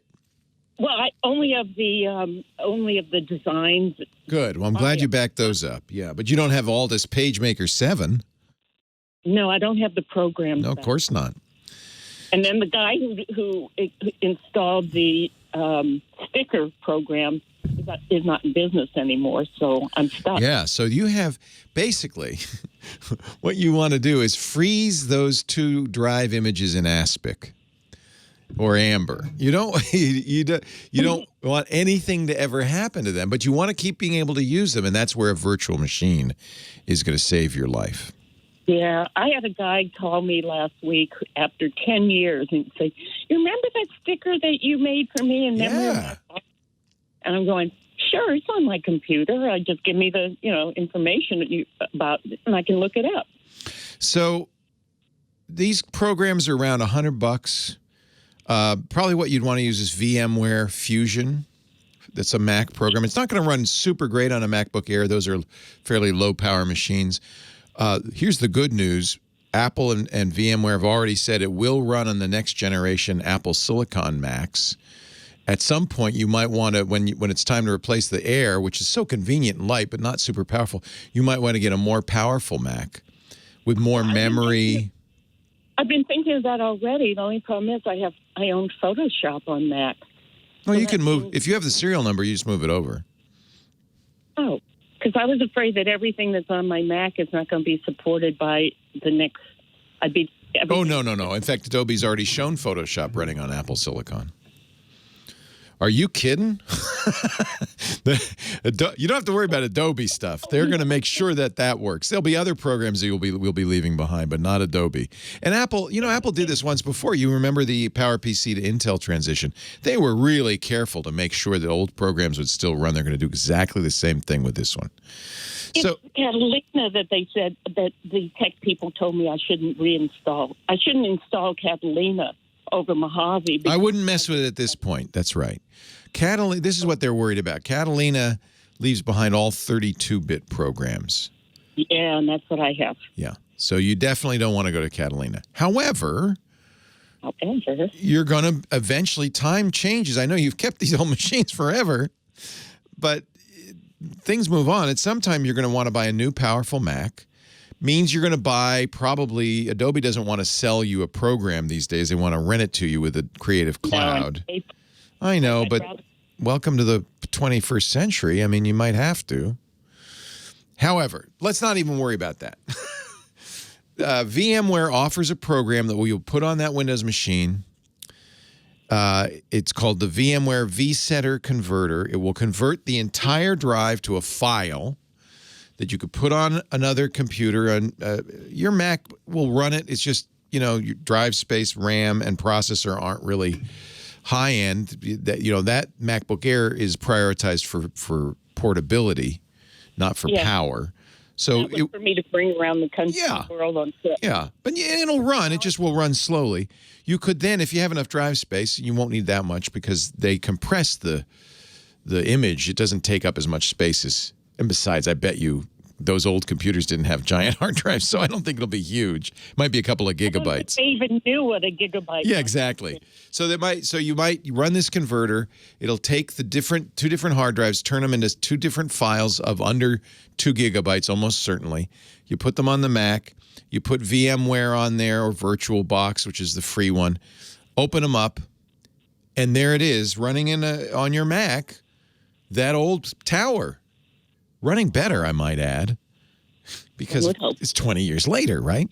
And the sticker cutter will still work, and PageMaker will still work because they think they're still running on an old Windows XP machine. They don't know any better. when I started on the computer at Art Center in Pasadena, we had to take a math test in order to get in the class. Typing test might have been more useful. I don't know if a math test was that helpful. I think that they just wanted to scare people. I think that's really it, because I don't use my math very much at all. If you're a programmer, you would need math, but not to use a computer. Anyway, I think we have to do programming in order to. Oh, well, if you have to code, yeah, you need math. I mean, algebra at least. Mac was $10,000. I couldn't. That's right. It. That's right. Yeah. So now everything's a lot easier. So this is my suggestion for you, because those machines, really important that you get this part of it. Those machines are going to die, and they're going to die soon. Okay. So you got to do something to keep them alive, and it's not to buy a new PC. It's just to turn them into a virtual machine. Hold on just a second. I have to take a break, but stay on the line, and we can talk off the air, because I want to make sure you make this transition. This is a big one. But you're going to do it. It's going to be fine. Sorry, I had to take that break, but I'm back. So does everything I've said there make sense, or is this just baffling? I took college notes. Good job. VMware, virtual machine, VMware. And if you go and you look at VMware Fusion, so there's two parts to a virtual machine. There's the program that's going to run on whatever computer you're using. In this case, you want the Mac version, which is VMware Fusion. And then that program doesn't do anything by itself. In fact, if you start it up, it'll say, okay, give me an operating system. And so normally you'd put in a Linux disk or a Windows disk or something, and it would install, but you don't need to do that, because the other part of that is you're going to use their converter on the old machines to create, and this is the only tricky part. You might, if you're not super technical, you might get some help with this part, but you want to convert those hard drives into a file. It's called an image file that is everything that's on that drive. It's a bootable version of Windows XP with all of your apps installed and all of your data. It's all on there.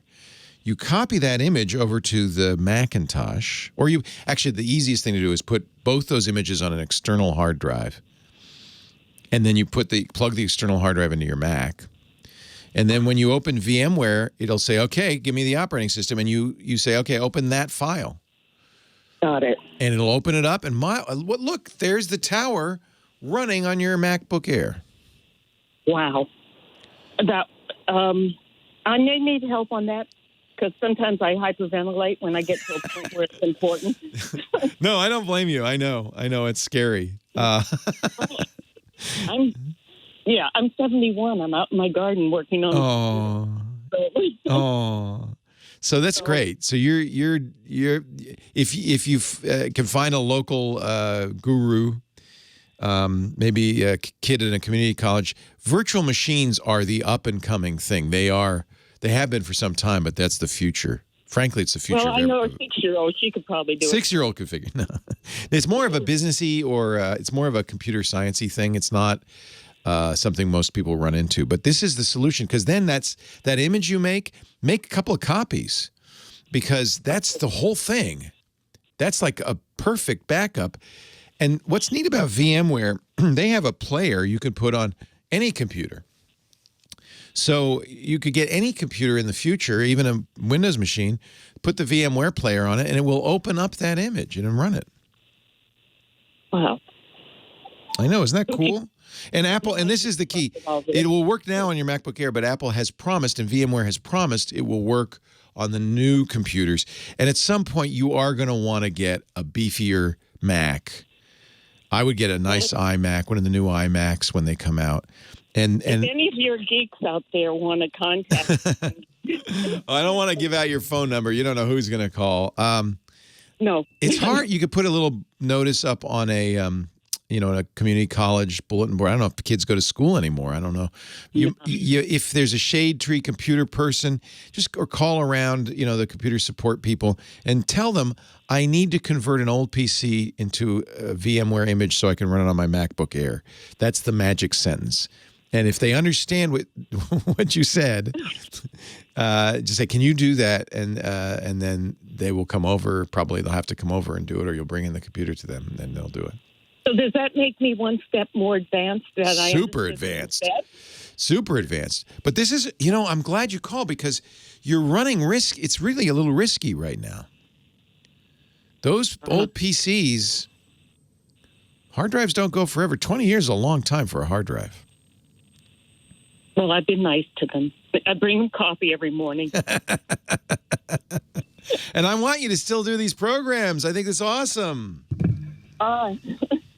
Well, now I'm using the PC. I mean the Mac most of the time. I built my own website. Wow. And it's for my fine art, and I'm internationally recognized. So I'm putting in all the information about. It's a retrospect of my work. Oh, I want to see it. What's the website?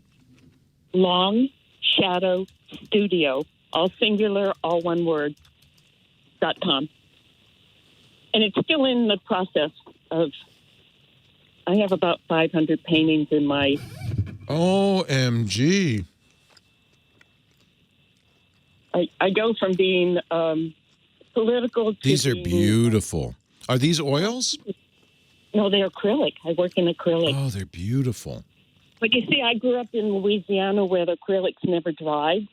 And oils never dried, and the acrylics were like oils. So right. I learned the technique of an oil painter. Right. I love your art. Thank you. I'm honored for you to say that. I love your program. Is that real wood? Lately, some of the new things I have been adding wood. Because I love that. I go walking in the forest or on the beach. I pick up a piece of wood that I love, and then it somehow jumps into a painting. Oh, I love this one. It doesn't have a title on it. It's the leaf with the droplets on it. Oh, it's beautiful. If you put something in the comment section, I'll give you the title and everything. I mean, I have one of a woman I met in Vietnam. She was 100 years old, and she was weaving rugs. And so into the painting, I put the rug weaving material.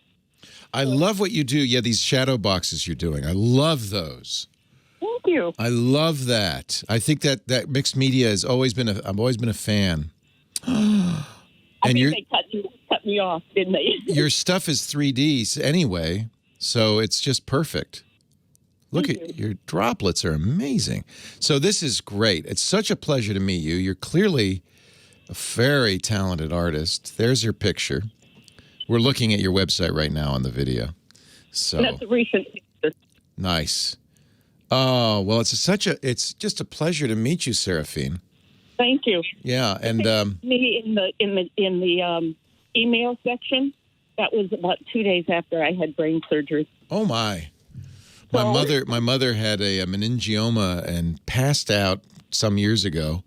They cut the tumor out. It was benign. It was just huge, and she's fine. She's been fine for 20 years. They said it's not gone. It'll grow back, but you'll be dead before it's a problem. She's 87. I was thinking about my hard drive. I'll be gone before they die. You'll be gone before. So I think the VMware solution, it is a complicated solution. It'd be nice if you had some techie person around that could help you with it. I'll find someone.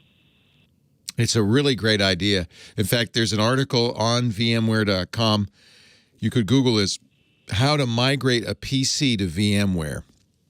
Okay. That's exactly what you're doing, how to migrate a PC to VMware.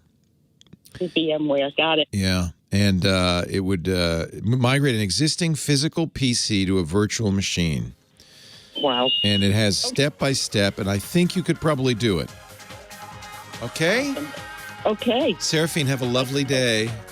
You too, and thank you for all the knowledge you've shared with me. Oh, my pleasure. Not just today, all these years. It's great to talk to you. Thanks for your beautiful paintings. Take care. Thank you. Bye-bye. Well, hey, how are you today? Leo Laporte here, the tech guy. Time to talk computers, the internet, home theater, digital photography, smartphones, smartwatches, migrating your old PC to a virtual machine you can run on your Mac, anything around that area. Anything with a chip in it. 8888 Ask Leo. It's the phone number. This is the time every week we just get together. Really, we're just getting together and chatting about technology. I'm learning as much as you do. It's all, we have to do that. Because it's funny, because the technology companies that are making this stuff are clueless. They don't know what it's like to be a normal human. They're engineers. They understand this in their bones. You have to do what they're doing. It has to be in your bones. But and no knock on them. But as you get more and more in the stratosphere here, dealing with these very complicated, sophisticated topics and technologies, you lose touch with what it's like not to understand it. You have no idea what a normal human being thinks or feels when encountering your technology. And so they're designing stuff that makes them happy. With any luck, if it's a good company, and I think the bigger companies do this, they'll have some normal people around to say, what is that supposed to do? But really, that's also what we're doing. We're just, what? Huh? I want a drone in my house. Why?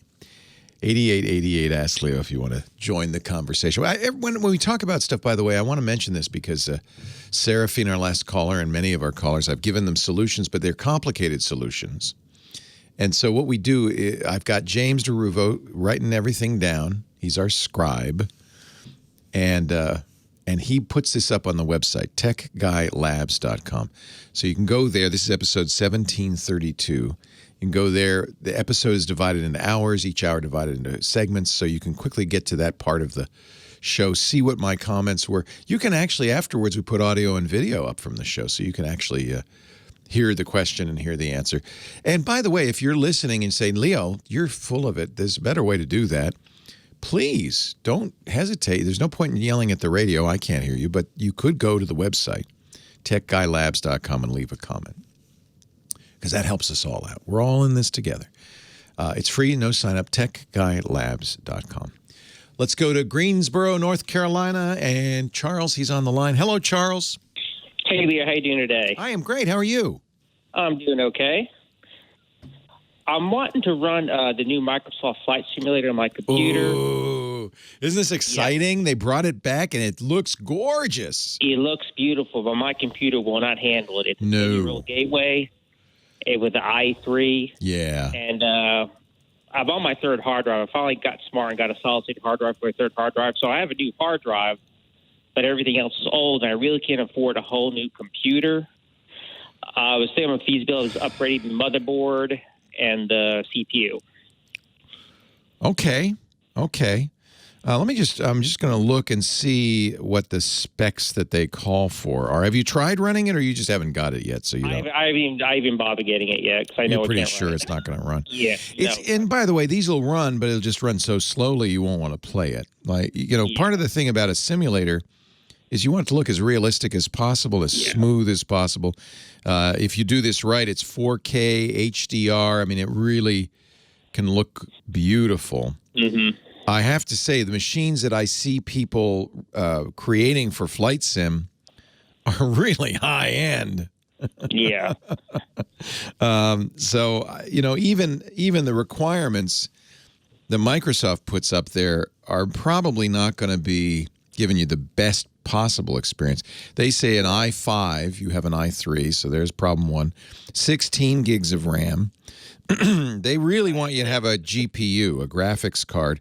And it doesn't have to be the latest, 3080, but they want a Radeon 590, RX 590, or GTX 970. Those are a few years old, not expensive now. Yeah. Okay. Take 150 gigs of storage. And they want your video card to have 4 gigs of VRAM. Okay. Minimum. Okay. So those are minimum. That's a lot of upgrades. At this point, when you do that on your gateway, if you could, see for her, so you got to replace the motherboard, and then you're going to replace the CPU. You're going to put in a new hard drive. You're going to buy new RAM. Really, basically, all you're keeping is the case and power supply. Oh, and by the way, the power supply is probably not heavy enough to drive all that, so you're going to need a new power supply. So all you're keeping is some sheet metal. Yeah. Well, Well, like I said, my hard drive is only a year old. It's a terabyte hard drive, solid state drive. So okay, that's good. You don't have to replace that. Yeah. And I put a new power supply in about probably a year and a half ago. I think it's a 500 or 600 watts. Oh, that's good. All right. Oh, that's nice and juicy. Bad. All right.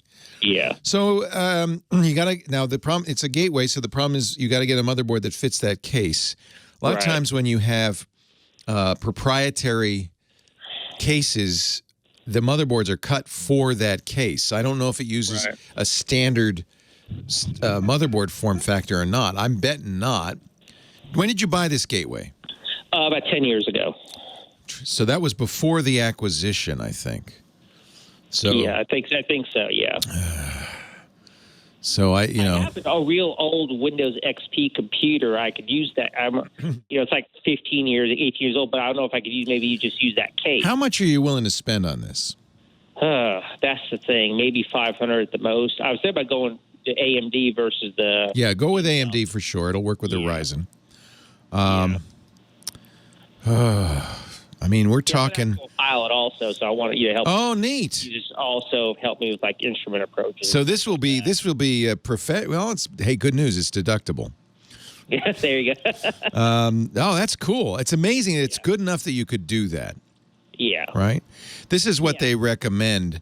They do say it will work. Well, it's not much. You could get away with 8 gigs of RAM. You want 16 gigs. That's normal. Yeah.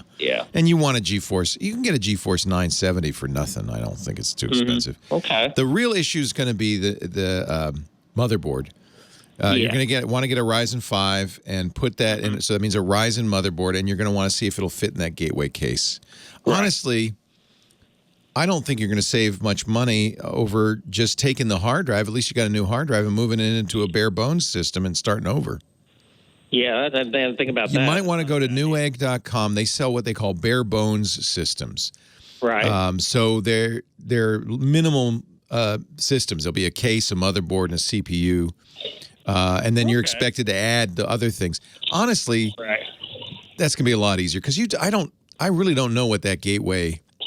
Look, if you open it up and looked in the motherboard of the gateway, and if it looked like it's a standard gigabyte, or if it's a standard motherboard, and you can find that model and number online and say, oh yeah, it's just a normal motherboard, then you could replace it. But again, all you're saving really is the case is the only thing that's going to. Right. Yeah, true.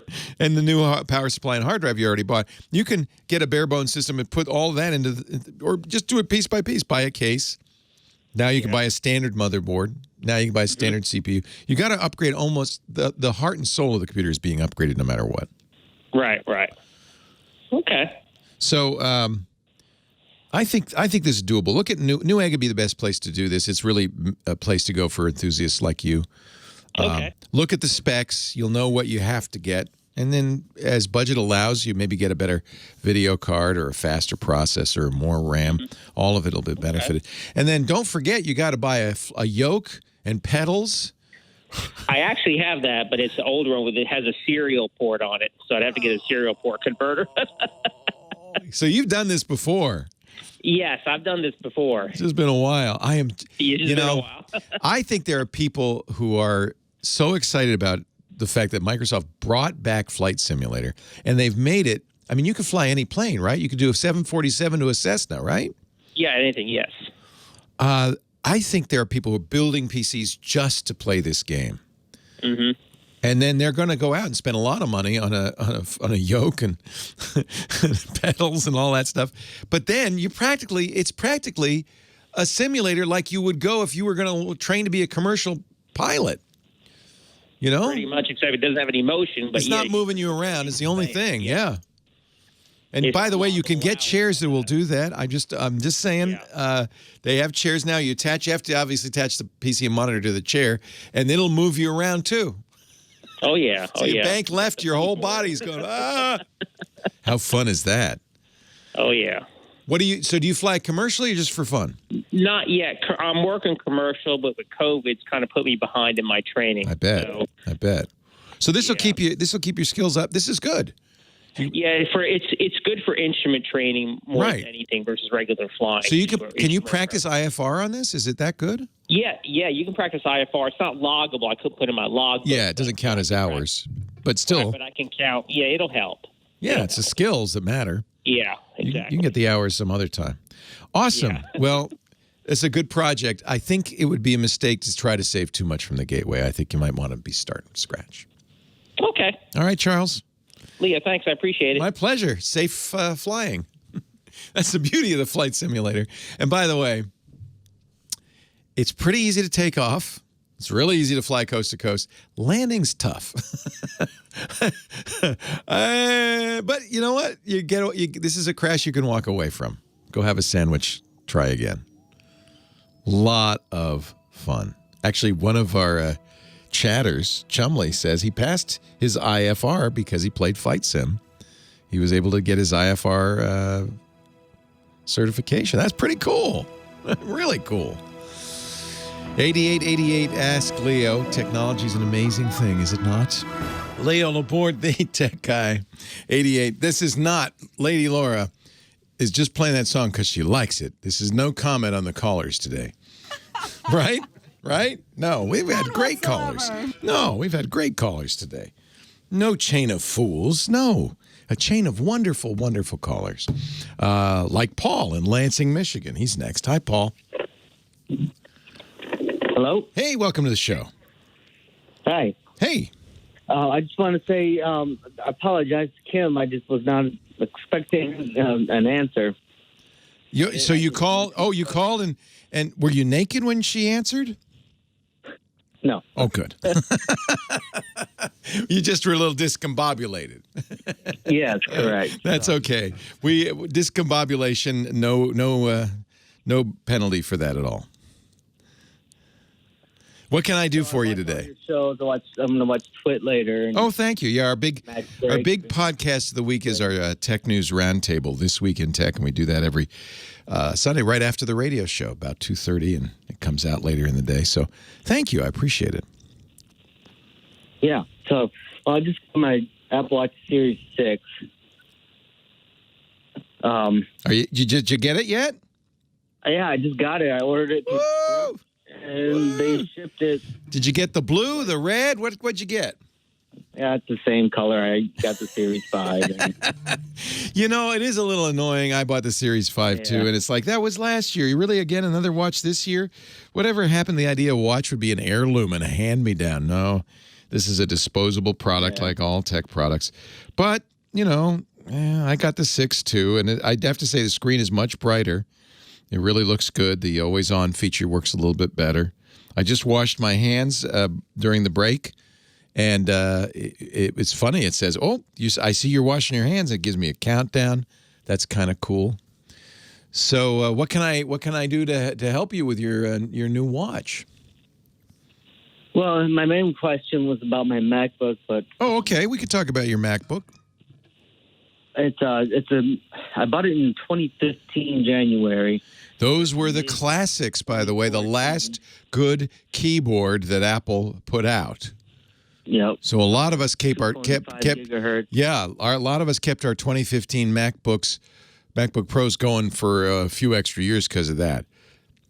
I run it like a Chromebook because I don't do much, but yeah, that's fine. I'm trying to do some videos maybe on YouTube or whatever. Yeah. And it's running great. Good. I have the Big Sur on it. The beta, it's running wonderful. Oh, you're using good. How do you like the new Big Sur? I didn't have the guts to put that on yet. I've had bad experiences with operating system betas in the past, so I'm just waiting. It should come out in the next month or so, I'm sure. You like it? Good. It's one of the last betas, but I love it. Yeah, I feel like they're getting really close, yeah. We got ExpressVPN on it also, so I got it all going. So, how long do you think it's going to get updates, keep going? Yeah, that's a good question. Apple and I love my Apple products, and I send Apple money all the time. I'm sorry to say, but that doesn't give me any special treatment. They don't seem to like me all that much. That's okay, because sometimes maybe I'm a little critical of the company. I think Apple is it's an inflection point right now, because, as you know, you're obviously on the cutting edge, so you know this, they're about to change everything by abandoning Intel for their Macintoshes and making their own chips. Now, I think that is a good thing because they've been making their own chips since 2007, right? For the iPhone, then the iPad. Yep. So they've got a lot of experience. They have more than 1,000 engineers. They've acquired a number of companies. They've done everything to make themselves into, I think, the best chip designer in the world. And I expect to see MacBook designs that are just, and iMac designs that are just mind-boggling. They're going to be great. So you may want a new machine long before that old machine wears out. I think that old machine is going to be fine. It's nice because it's easy to open that up and replace the hard drive. So if you haven't already, I'd put an SSD in there. That'll speed it up a lot. I have that. Yeah, the processors, Intel, and one of the reasons I think Apple's leaving Intel in the dust is they haven't really changed much in those 5 years. That 2015's fast enough. You said it's how fast? I loaded it up 2.5 gigahertz. Yeah, that's plenty. Intel i7. That's plenty. Gigs. Yeah, that's a really nice machine. We have a lot of them around the studio because nobody wants to give up and use those horrible butterfly keyboards that Apple's been putting out. Right. Now I have to say the 16-inch now they put it back, switched keys back in, and it's pretty good. And it will be interesting to see if Apple finally admits no, the butterfly was a dead end. So these new, I hope they don't keep using it. There are rumors they might. I would just say keep that thing running until it dies. You put in an SSD, you're good, you're golden. It's going to be fine.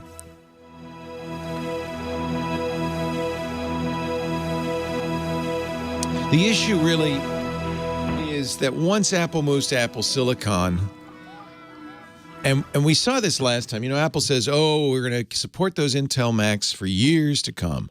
Now, years could be 2 years or 5 years or 10 years. Years is no more than 2 or no less than 2, but it could be as little as 2. So I think what's going to happen pretty quickly is the world's going to move on, and you're going to start seeing applications and even Mac operating systems that require Apple Silicon. Because I think I also have a 2018 iPad Pro, which so you already know. I mean, that machine. I love my iPad Pro. That thing is amazing. Talk about overkill. Yeah. That processor is faster than the MacBook Air. That's a great processor they put in there. If that's the one that they're giving out as in the kit, Mac Mini kit for developers to try out Apple Silicon. So, clearly they believe that, and that when they did the demo at the Worldwide Developers Conference, all the demo machines running Big Sur were running on that chip. So that chip has a lot of horsepower. It's a great little chip. So I just say keep that 2015 going. The things that are going to wear out are going to be more like the trackpad or the keyboard. You put in a new hard drive. The trackpad did. Yeah. That was the problem. Like, it wouldn't click, so I bought the Magic Mouse, and it works wonderful. Yeah. So that's kind of what will happen as it starts to limp along. You'll get a regular keyboard and you get a regular mouse. You might even get a regular monitor. Leave the thing closed on your desk. But that i7 2.5 gigahertz, that's a great chip. That'll be fine. What's going to happen, I believe, in the next few years is not that Apple will leave you in the dust. You'll get the next couple of versions of Mac OS. But that you'll want to upgrade because you'll be looking at what Apple's doing with Apple Silicon and what I believe, we don't know, there's no evidence yet, but I believe that this is going to be a great leap forward. And I'm not, for instance, as soon as they announced this, I said, I'm not buying any more computers until Apple Silicon comes out. No, I agree. I'm excited. I don't know how much more support is going to be on this one. I don't either. Somebody's pointing out that Apple just released that $6,000 Mac Pro not so long ago. So the people who bought that, they're going to have to support them, I'd say, for at least 2 years. So I don't think Apple is not going to. The thing to look at is when the transition to Apple from PowerPC, how long did that take? It took them less than a year to get all the hardware updated. But they didn't. They had, Carbon and Rosetta. They had lots of technologies that allowed the old users to slowly migrate. I just think I would guess in about 2 or 3 years you're going to be looking at Apple Silicon saying it's time. But you know what? That means you got 8 years out of that laptop. That's pretty good. Yeah. So I don't think you have to worry. Right. I think Apple's, not going to. Well, I can't promise because I remember Apple had an event when after the Macintosh came out, they had a big event called Apple II Forever. They said, we're never giving up on the Apple II. A year later, that's it. so there's never any promises. It just depends where the market goes and so forth. I like you, I'm very excited about Apple Silicon. I think it's a big change. And I think we're going to see apps and everything starting to work on Apple Silicon. There'll be other advantages too, that iPad, the apps you run on the iPad will also run on your Mac and vice versa. There's going to be some real synergies that are very exciting. All right, my friend. So does your blood oxygen work on your Apple Watch? It doesn't work on mine. It doesn't work at all? No. Yeah, it worked fine. Apple, and they said, because you got the beta on your phone. Oh, interesting. Yeah. Yeah. No, I am not running the beta. I'm running just the main reason I got it. I know. Well, let me see. I ran it once yesterday. It said 97%, so I think it was accurate. But Leo Laporte, the tech guy, I was talking to Paul in Virginia, and he got the new Apple Watch. He asked me about the blood oximeter. This is one of the new features, and he says his doesn't work, the blood oxygen monitor on his watch. He says his doesn't work, but that Apple told him it's because he's using a beta on his iPhone. So I don't know why that would make a difference. But it tells you when you start it, by the way, it's monitoring in the background. It tells you when you start it, don't, leave your wrist flat. Make sure that the watch is well connected, is above the wrist bone. Because what it's doing is it's shining light into your veins, red light from the watch's back. 98%. So I'm well oxygenated. Now, the reason this is actually very timely is because one of the issues with COVID, and this is true of flu and other illnesses, is it affects lung function. And I'm told by physicians that if your blood oxygen level drops down, below 90, you should immediately seek medical attention. That's one of the serious side effects of COVID. So actually, when we started to quarantine, I went out and bought a standalone blood oxygen monitor that goes on your thumb. It's a little less finicky. You can exercise with it on and things like this. I don't know if the Apple's watch would work if you were exercising. It sounds like you have to kind of leave it be. But, it just worked. I just did it now. I'm 98. That's good. That means I'm not suffocating, I guess. It's really interesting to see these watches turn into much more than a time machine. In fact, the early Apple Watches weren't very good time machines. They didn't really tell you what time it was. These do. They're always on, and you can always see what time it is. But they're health monitors. They monitor your heart. I just got one for my mom. She's 87. I said, Mom, would you do me a favor? If I bought you an Apple Watch, would you wear it? She said, okay, I guess. She loves her iPhone and iPad. She's my mom, so she's pretty well equipped. I said, and here's the reason. It's got a fall detector built into it. And Mom lives alone. My sister's not far away, a few blocks away, but she only checks in once a week. If Mom fell and broke a hip and couldn't get up, she has an Amazon Echo. I've showed her how she could shout to the Echo, call for help. But I like the idea of her wearing this watch because one of the things the Apple Watch does well is detects falls and even offers to call 911. I'll set it up when she gets it so that it will do that. It will say, hey, I see you fell. Are you okay? Should I call 911? If you say, yeah, I'm fine. But if you don't respond, if you fell and you knocked your head and you're unconscious, which is my great fear that this would happen to my 87-year-old mom living all alone, the watch would call 911. I think that's great. So she said she'd wear it. It does sleep monitoring, blood oxygen. You do an ECG, electrocardiogram. No replacement, for the one in the doctor's office, but still something. She said, I'd like to wear it when I go for a walk. I said, why? She said, I want to make sure my heart rate doesn't get too high. I said, well, it'll do that. It monitors upper level and a lower level for heart rate, and it'll warn you your heart rate's too high or too low. It also tells you, I love this feature, especially for young people. I don't think it matters for my mom or for me. We're both pretty deaf.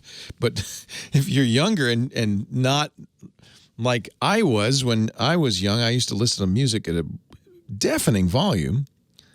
But this watch will warn you when you're in an environment where it's too loud. It'll say, hey, it's really loud in here. I love that. Anyway, it's an interesting health item. I'm actually thrilled that my mom agreed to wear it. I think it's important. In fact, Apple has already started talking about how kids and seniors could use these watches. They have a special kids mode that the kid doesn't have to have an iPhone. The parent can have an iPhone and set it up for the kid. To some really interesting things. Of course, one of the reasons you give your kid a phone is so they can reach you in an emergency, so that you can see where they are. And the watch will do all that. It's not cheap, and you have to pay $10 a month for a cell service and all that. But it's cheaper than buying them an iPhone. I guess that's the best part, anyway. David in Anaheim's next. Leo Laporte, the tech guy. Hi, David. Hey, Leo. Thanks for taking my call, man. Thanks for listening. Thanks. Leo, we're looking at migrating from the Microsoft Office suite at work to G Suite. Just wondering what your thoughts are on the two and if it would... Oh, that's interesting. So you're going from Office to G Suite, to the Google solution. Yeah, they're looking at doing that. And I'm just wondering if it... It really depends on how many of the unique features of Office you use. We're a G Suite house. When I first set up the business, we're small, 20 employees, 25 employees. But when I first set it up, we went with Google Mail and G Suite. We do everything in Google Docs, Google Sheets.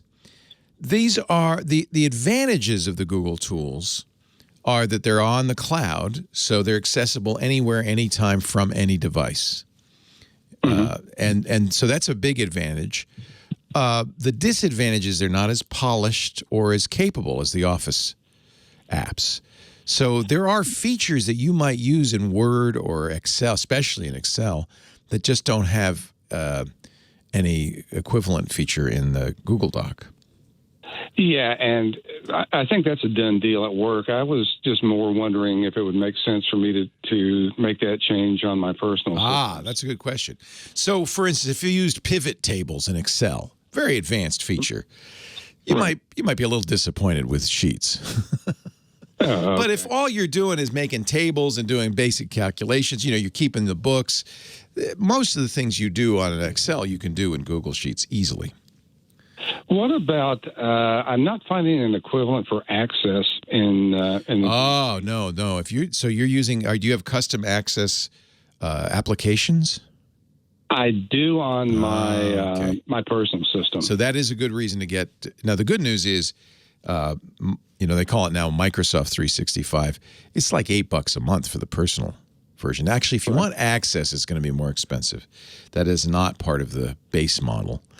Yeah, I'm running 2016, and I understand. I think it's next month. Maybe their app or Microsoft's coming out with some new standalone product. Yeah, so we call this the perpetual license. It's the way we used to buy software. You go to the store and you buy a box for, and I don't know if you remember, a breathtaking amount of money, like $700, and then you own it. And Microsoft really has wanted for a long time to move to a subscription model. I think eventually everything will be a subscription model. But they moved to the subscription model, but they still offered the perpetual license, but it was Office 2016. They have said now that they will next month offer Office 2020 in a perpetual license. I guess there's enough of a market that people want that. If I were you, I think that the subscription's a good deal. Because you get a terabyte of OneDrive storage, which is nice. Everything's moving to the cloud. It's nice to be able to store your documents in the cloud. That brings up another question about the and I keep saying G Suite. I think that's the business model. Yes. And I'm talking just about the personal model. But do those apps, are there standalone versions that run in Windows, or is it all in the browser? It's all in the browser. Will it run in Firefox? Yep. I use it in Firefox all the time. Occasionally there are little weird compatibility issues. The iPad doesn't do G Suite so well. but most of the time it works pretty well. But I should also mention Microsoft also offers web versions. I don't know if there's a web version of Access, but they do offer free web versions of all the other Office apps that are very similar to G Suite. I think it's in response to G Suite. The other thing you might want to look at is OpenOffice or LibreOffice, which is the version I prefer. That's free open source software. Oh, that's an idea. And they have an Access clone. They certainly have a spreadsheet and a PowerPoint and a Word clone. I know a lot of people who use it and prefer it. So that's free. Leo Laporte, the tech guy. I honestly don't think the subscription. I think the subscription's worth it. I have a subscription, but I don't remember how much it costs to get the Access. I bet you that's a lot more. If we did, or if I did go to the G Suite equivalent, any recommendations on an Access counterpart or what? So tell me about your custom apps. How elaborate are they? What are you doing? It's more like inventory control type of apps. Very common. Health tracking, that kind of thing. Yeah, that's very common. So that's not particularly demanding. There are a lot of different ways you could do that. No, there's not a whole lot. I mean, there's customization, obviously, but there's not a whole lot of like VB scripts that I wrote myself or anything. Yeah. So somebody's saying that you do get Access with the $8 a month version. Let me just check. Microsoft 365 Personal. Yes, it does. Oh my God, it includes Access. That's $7 a month. Right, but on the Google side, there's no. That's it. You need it. So it's a database program. I don't know if there is anything analogous. Yeah, I'm having a little trouble finding one. So I'm not really hearing a compelling reason for me to get off Office. I mean, I may go to the subscription service, that makes sense, but no compelling reason to move to G Suite type of apps then. Well, the only compelling reason is that it's cloud-based, right? Yeah. Good point. And that is, that's why people are doing it, because then it works everywhere, and there's something to be said for that. Plus, you don't have to worry about backup. There are a lot of resistance to that. I don't know there are a lot of, FileMaker. There are a lot of standalone database apps you could use. I wonder if LibreOffice has a Access. I would try. I would look at LibreOffice. I love it. I really love it, and it's all most people need. Let me just see what their apps. So do you use that in combination with your G Suite that you use at work? It's really more analogous to the Microsoft. It's a standalone, runs on your computer, just like Microsoft Office, but it's free. Yeah, they have Base. They have a database program. Given what you're doing, I bet you it would work fine. So they have a word processor, spreadsheet, presentations, diagrams, database, formula editor, charts. It's all at LibreOffice, LibreOffice.org. It's free. Okay. It's open source. Runs on Windows, runs on Mac, runs on Linux. I use it on Linux. Really kind of impressive. And yeah, they have a database program. And all the other ones just import Microsoft documents automatically. So I would guess the Base is a full-featured desktop database front-end designer. Ah, I see. So you would have MySQL or MariaDB or something else. Is native support drivers for Access. Wow. And it supports cool. ODBC, which is the kind of the standard database. That's pretty good. Yeah. I would take a look at that. Cool. Leo, thank you so much, my friend. My pleasure. Take care. Have a good day. All right. Yeah, if you're not using VB Code or VBA, I think Libre will do everything you want. I can't imagine there's anything it wouldn't do. Thank you for letting me do this. I can't believe I get paid to do this. What a great job. Thank you to the people I work with who make this possible. Professor Laura, our musical director, always does a great job there. beautiful Sherman Oaks, California, where the fire is not burning anymore, right? Your air is good? Yeah, good luck, because it's smoky up here again. To the wonderful Kim Schaffer, our phone angel. She's getting all the calls, answering them, getting you on the air here. Thanks to my studio team, including John Slanina and Burke McQuinn, who help us keep everything working up here. And thanks mostly to you for being around, listening to the show, because it really would be silly if I didn't have anybody listening to it. I'd feel kind of like a fool. Let's go to the United Kingdom.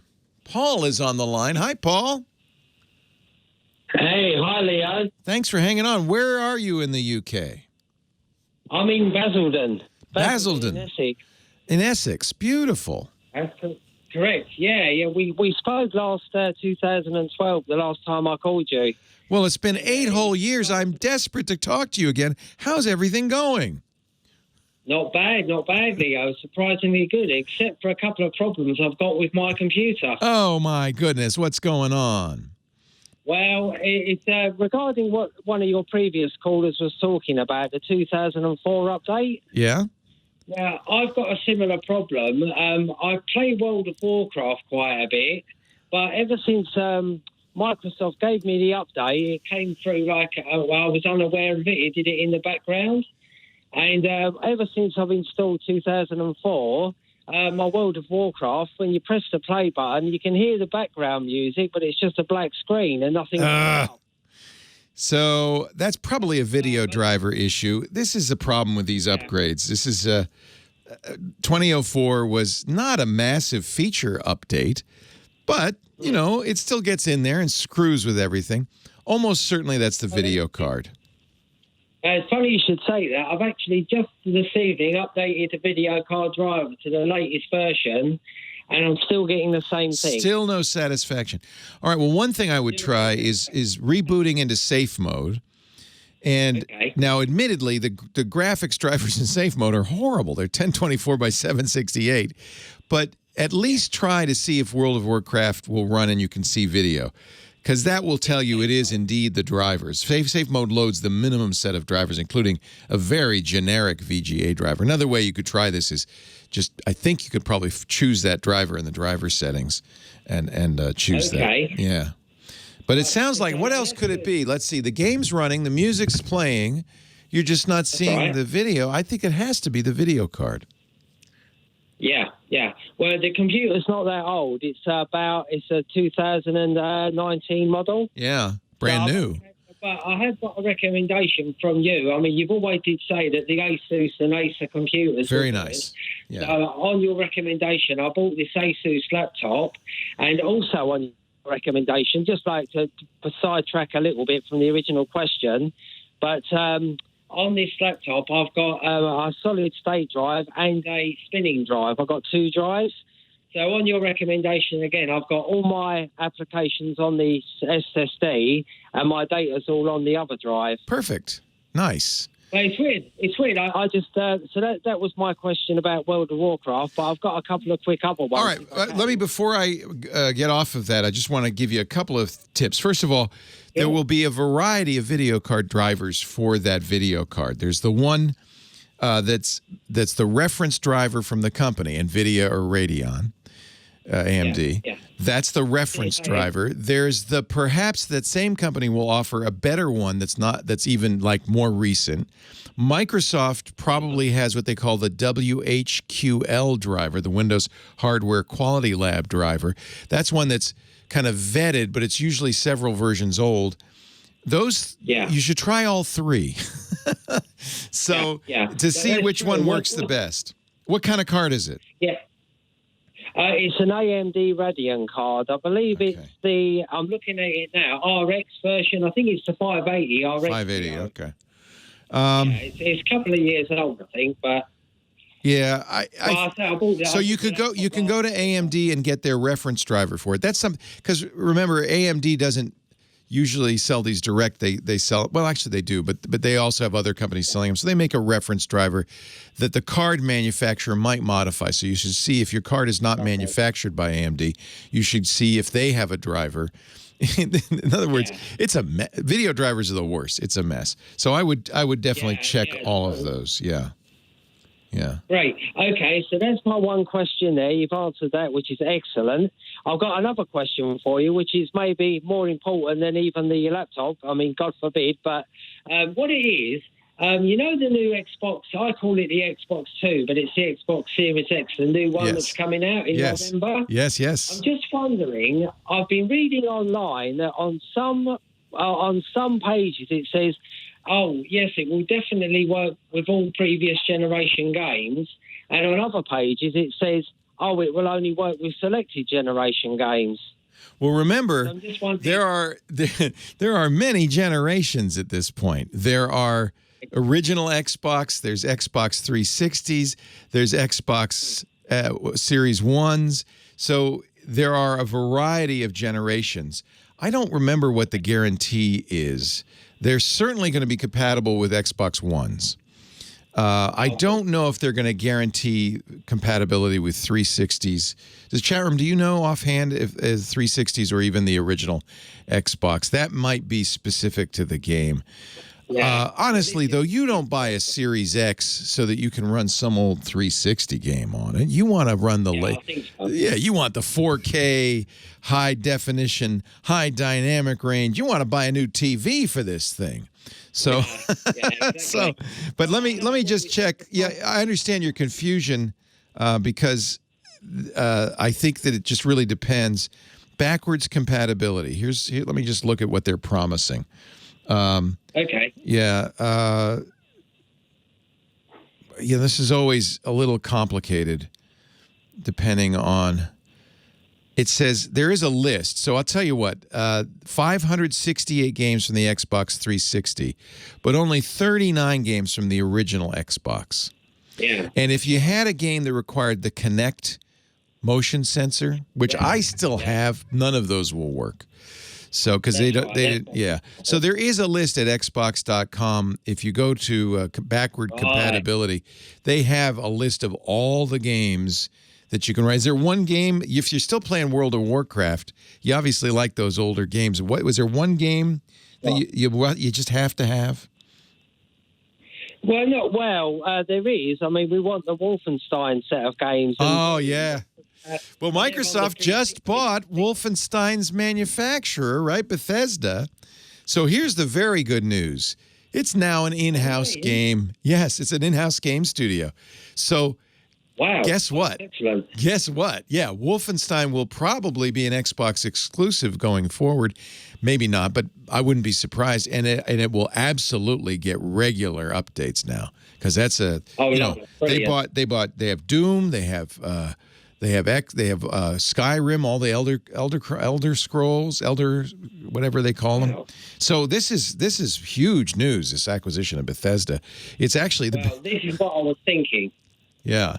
So if you like World of Warcraft, Microsoft, you're right to buy an Xbox, and you are right. You're in good shoes now because there was $7.5 billion they spent to buy Bethesda. That's huge. Fallout, the Elder Scrolls, that's huge. $7.5 billion. That's more than they paid for GitHub. Hey, it was a pleasure talking to you, Paul. Stay safe up there in Essex, and be well, and have fun. I hope you get that World of Warcraft working. Your clan is waiting for the Horde. Ladies and gentlemen, we have had a great time. Thank you so much. I'll see you next week. Leo Laporte, the Tech Guy. Well, that's it for the Tech Guy Show for today. Thank you so much for being here. And don't forget, TWiT, TWiT. It stands for This Week in Tech, and you'll find it at twit.tv, including the podcasts for this show. We talk about Windows on Windows Weekly, Macintosh on MacBreak Weekly, iPads, iPhones, Apple Watches on iOS Today, security on Security Now. I mean, I can go on and on and on. And, of course, the big show every Sunday afternoon, This Week in Tech. You'll find it all at twit.tv. And I'll be back next week with another great Tech Guys show. Thanks for joining me. We'll see you next time.